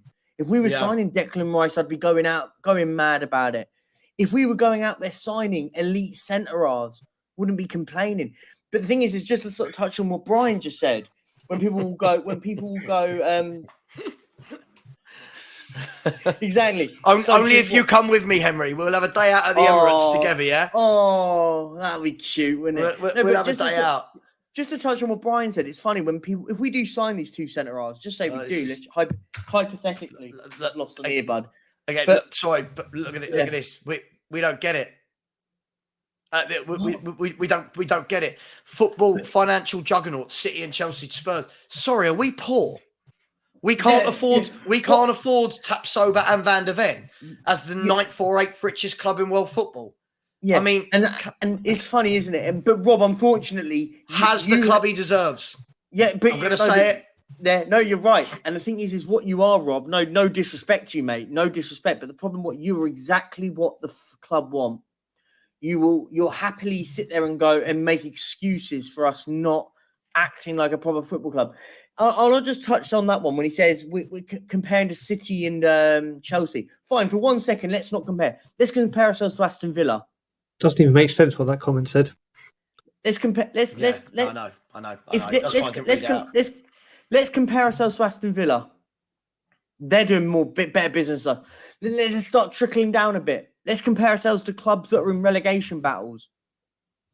Do you know what I mean? We don't act like any other club in the league. I think the difference is that no one's asking us to compete with Chelsea and City. No one said that, right? I've never said Spurs should go and sign £90 million Caicedo. I wanted Spurs to sign Van der Ven at €30 million.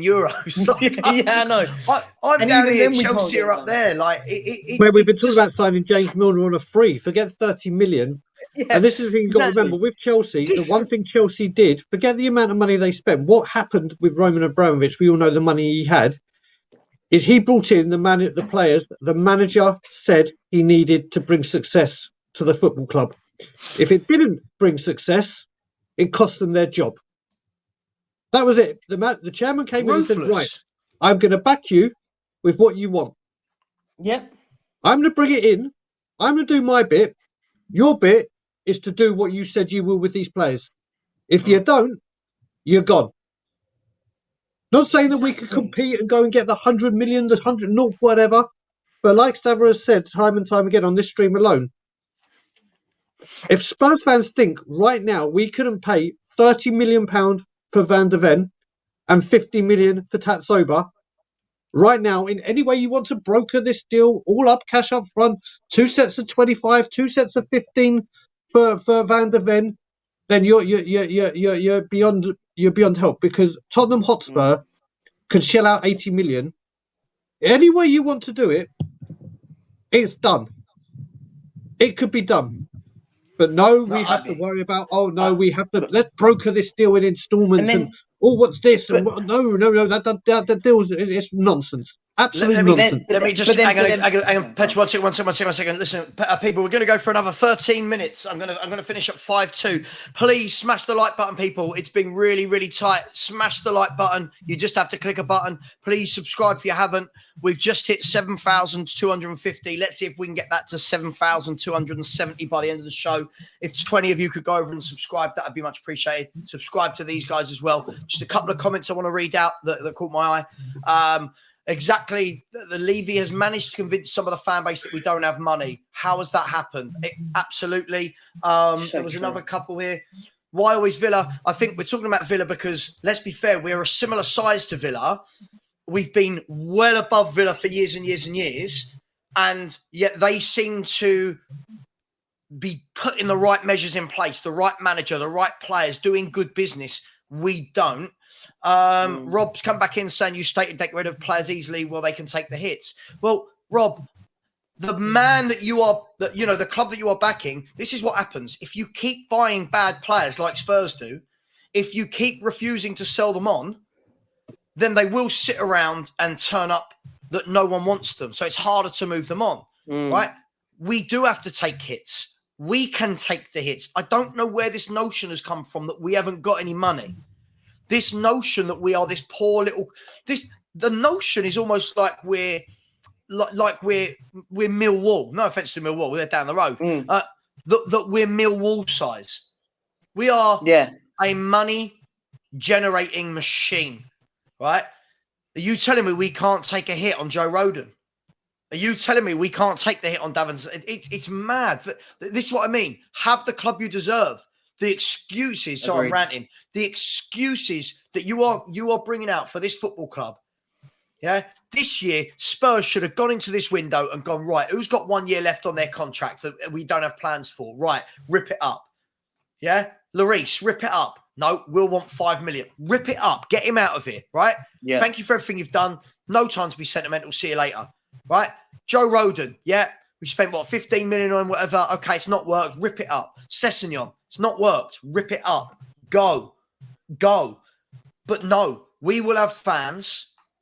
We will have fans that will find a reason to keep every bad player. Right? When I talk about Oliver Skipp, like I don't mind him. I just don't think he's anything special. For me, he's not a Premier League player. Skippy, you can't. Oh my God, I can't believe you want to get rid of Skippy. It's like, okay, great, but then you sit there and say you want to win trophies and you want to be better. Yeah. You want to keep.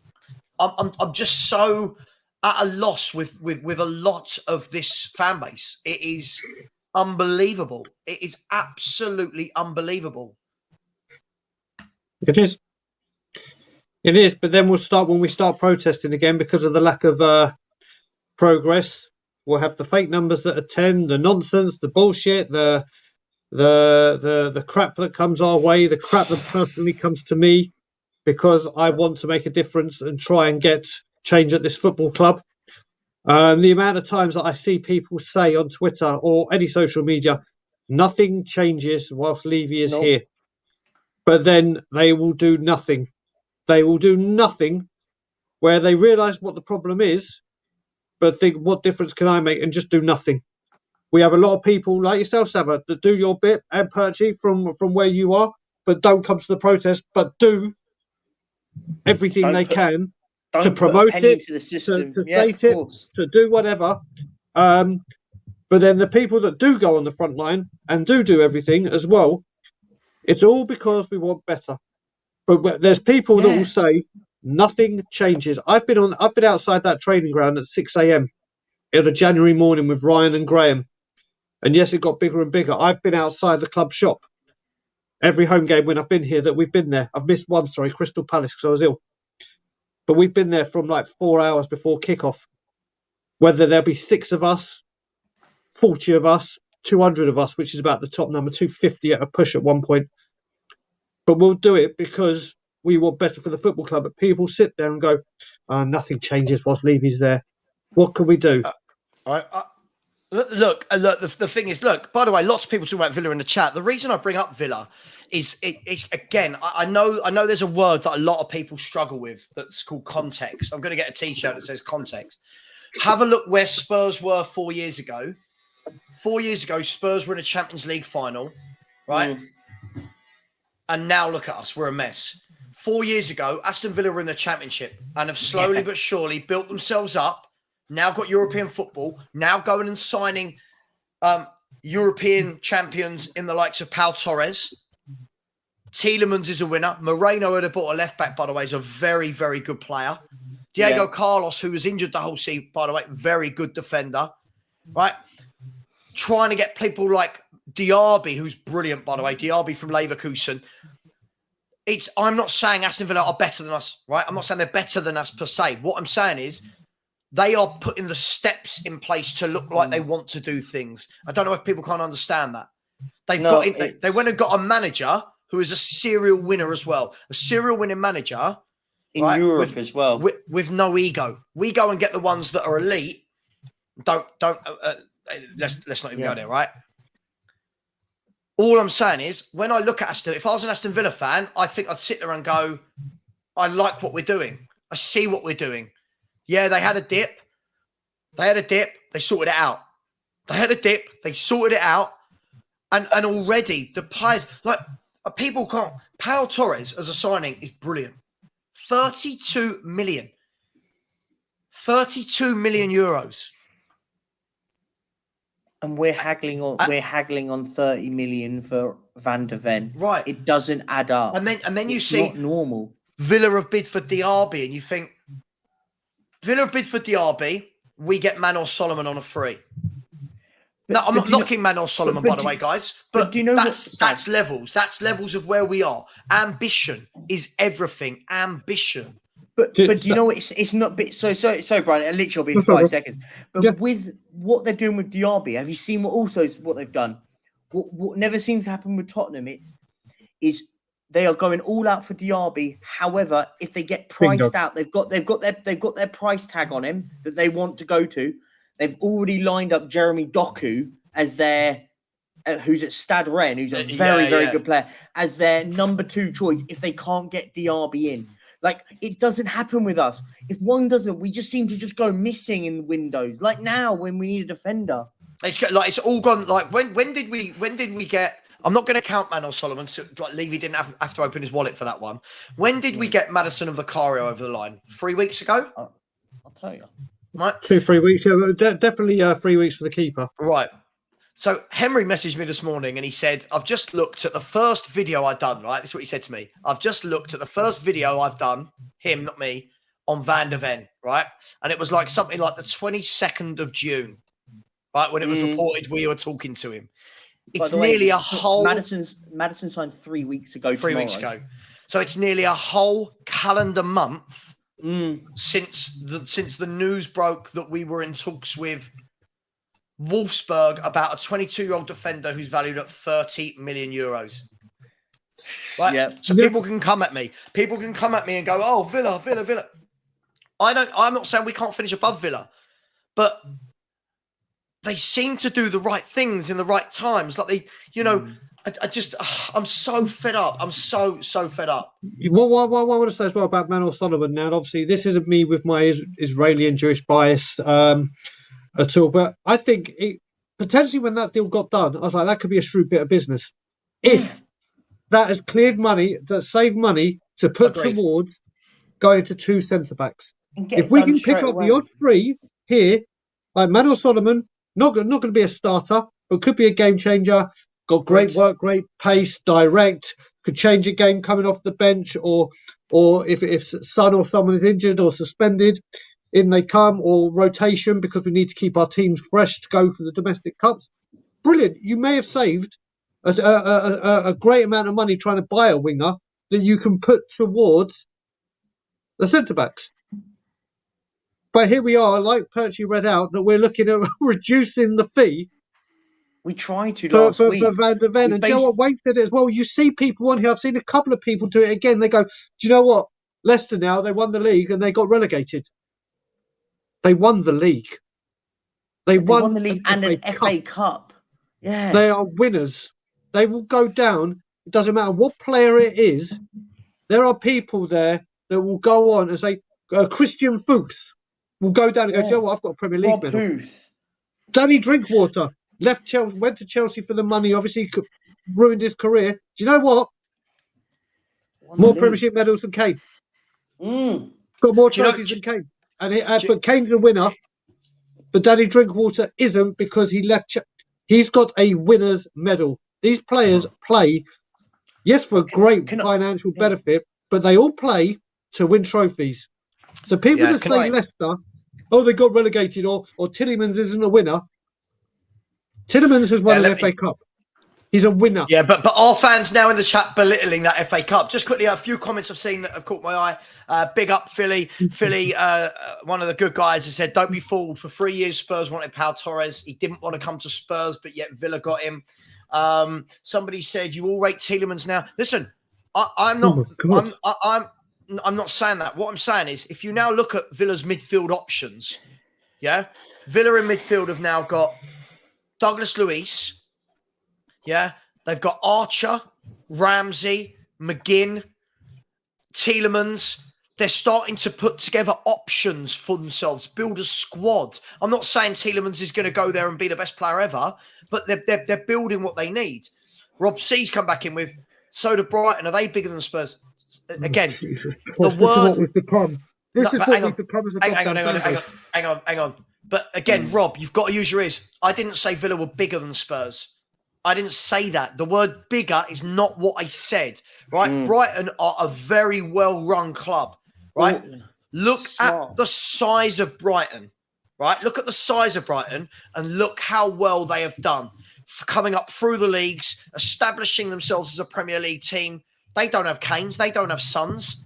But look how they do it. They're a very well-run club. What else did I see? And no disrespect to Brighton, but I'll say this.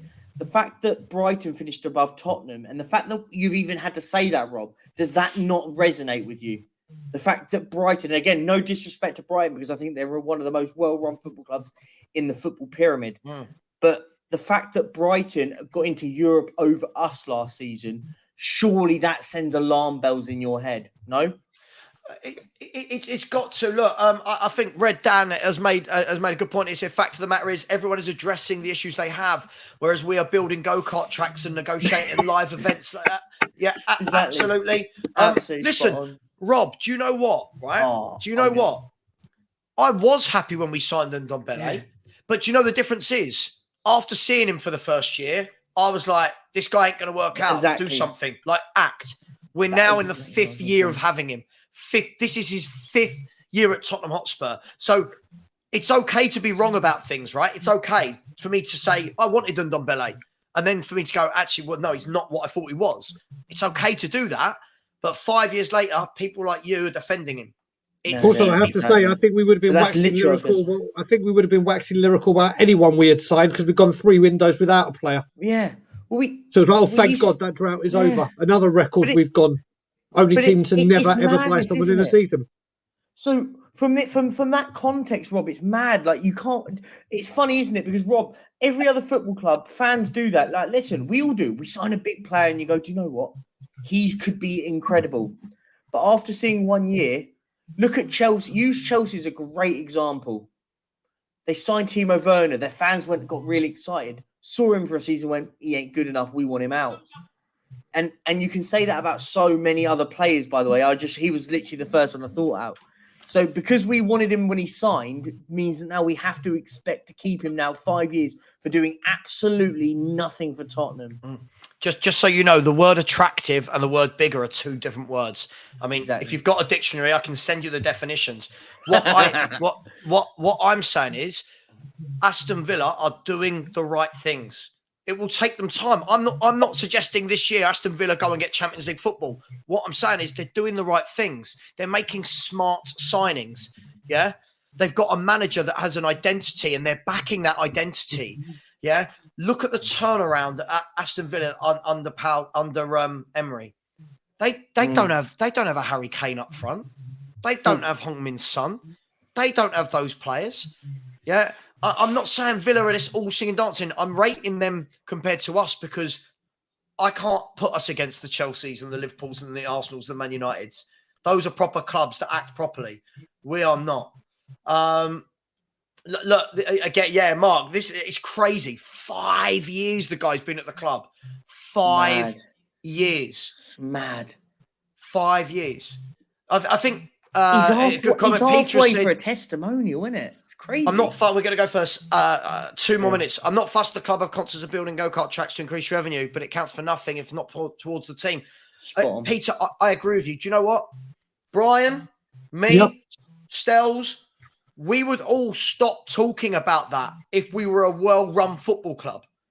If we were doing what we needed to do, no one cares about these things. But the reason that people bring this up is because we care about that. Not us. I mean, Spurs. Spurs care about the F1.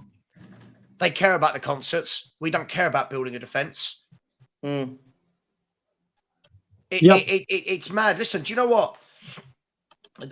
This guy's just... I can't read out his comments anymore.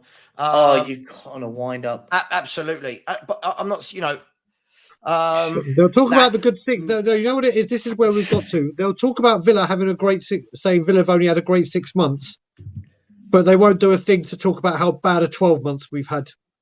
But because we're all bigging them up about the good 6 months that they've had, but they've progressed. We can't do that. That's not allowed. We can't focus on ourselves and the crap we've had. So, like you said, Savva, rather than talking about what's going on at our club, fans will go to other things and try to belittle what they're doing, rather than addressing the fundamental errors that are going on where we are. That's what we've become. Absolutely. By the way, Rico, when you said it's been 4 years, hence why I said this will be his 5th year. That's how numbers work. You go from 4 to 5, right? And sorry, it makes me laugh. Like, whatever way people put this into play, this strengthens my point. The fact that he's been on loan for 18 months of that and still can't get a game of football when he's out on loan. What does this tell you? Yeah, but I mean, I was going to say, Rico, but I was going to say, just on what you've just said here, been 4 years, to be honest, but it's been on loan for 18 months. Doesn't that say absolutely everything about this player?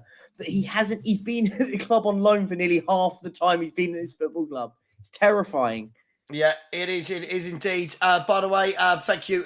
Pete has come in with a super chat, and we are going to end the show on this and said every season, no matter the tournament or stadium we're in, we plead poverty. Look at what Arsenal are doing, but they got Champions League compared to what we've done. I think this is the big thing, and I do really need to jump. So I am on another show in now. This for me is everything. Before, when the stadium was being built, it was we can't do anything because we're building a stadium. Then when we moved into the stadium, it was we haven't got any revenue from the stadium yet. Then it was we need Champions League. We got that. Then it was, we need the managers. We had Conte and Jose Mourinho. Now it's, but we can't do this. We haven't got Europe.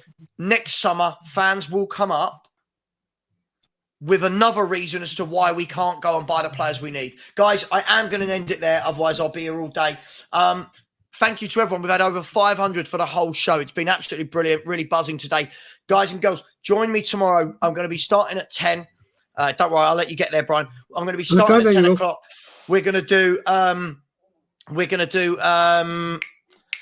until 11 for the Spurs chat, and then 11 onwards, we're going to be doing a Spurs versus West Ham watch along. Join me tomorrow. And I will, what a pathetic, childish comment. Not from Pete, from Ben. But look, this is what we're dealing with in our fan base.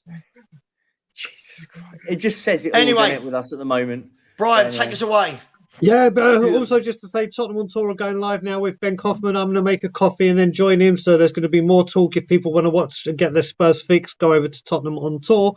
I'm going to go make my coffee. Perchy, always a pleasure. Savva, always a pleasure, bro. And as always, Levy out. Yes.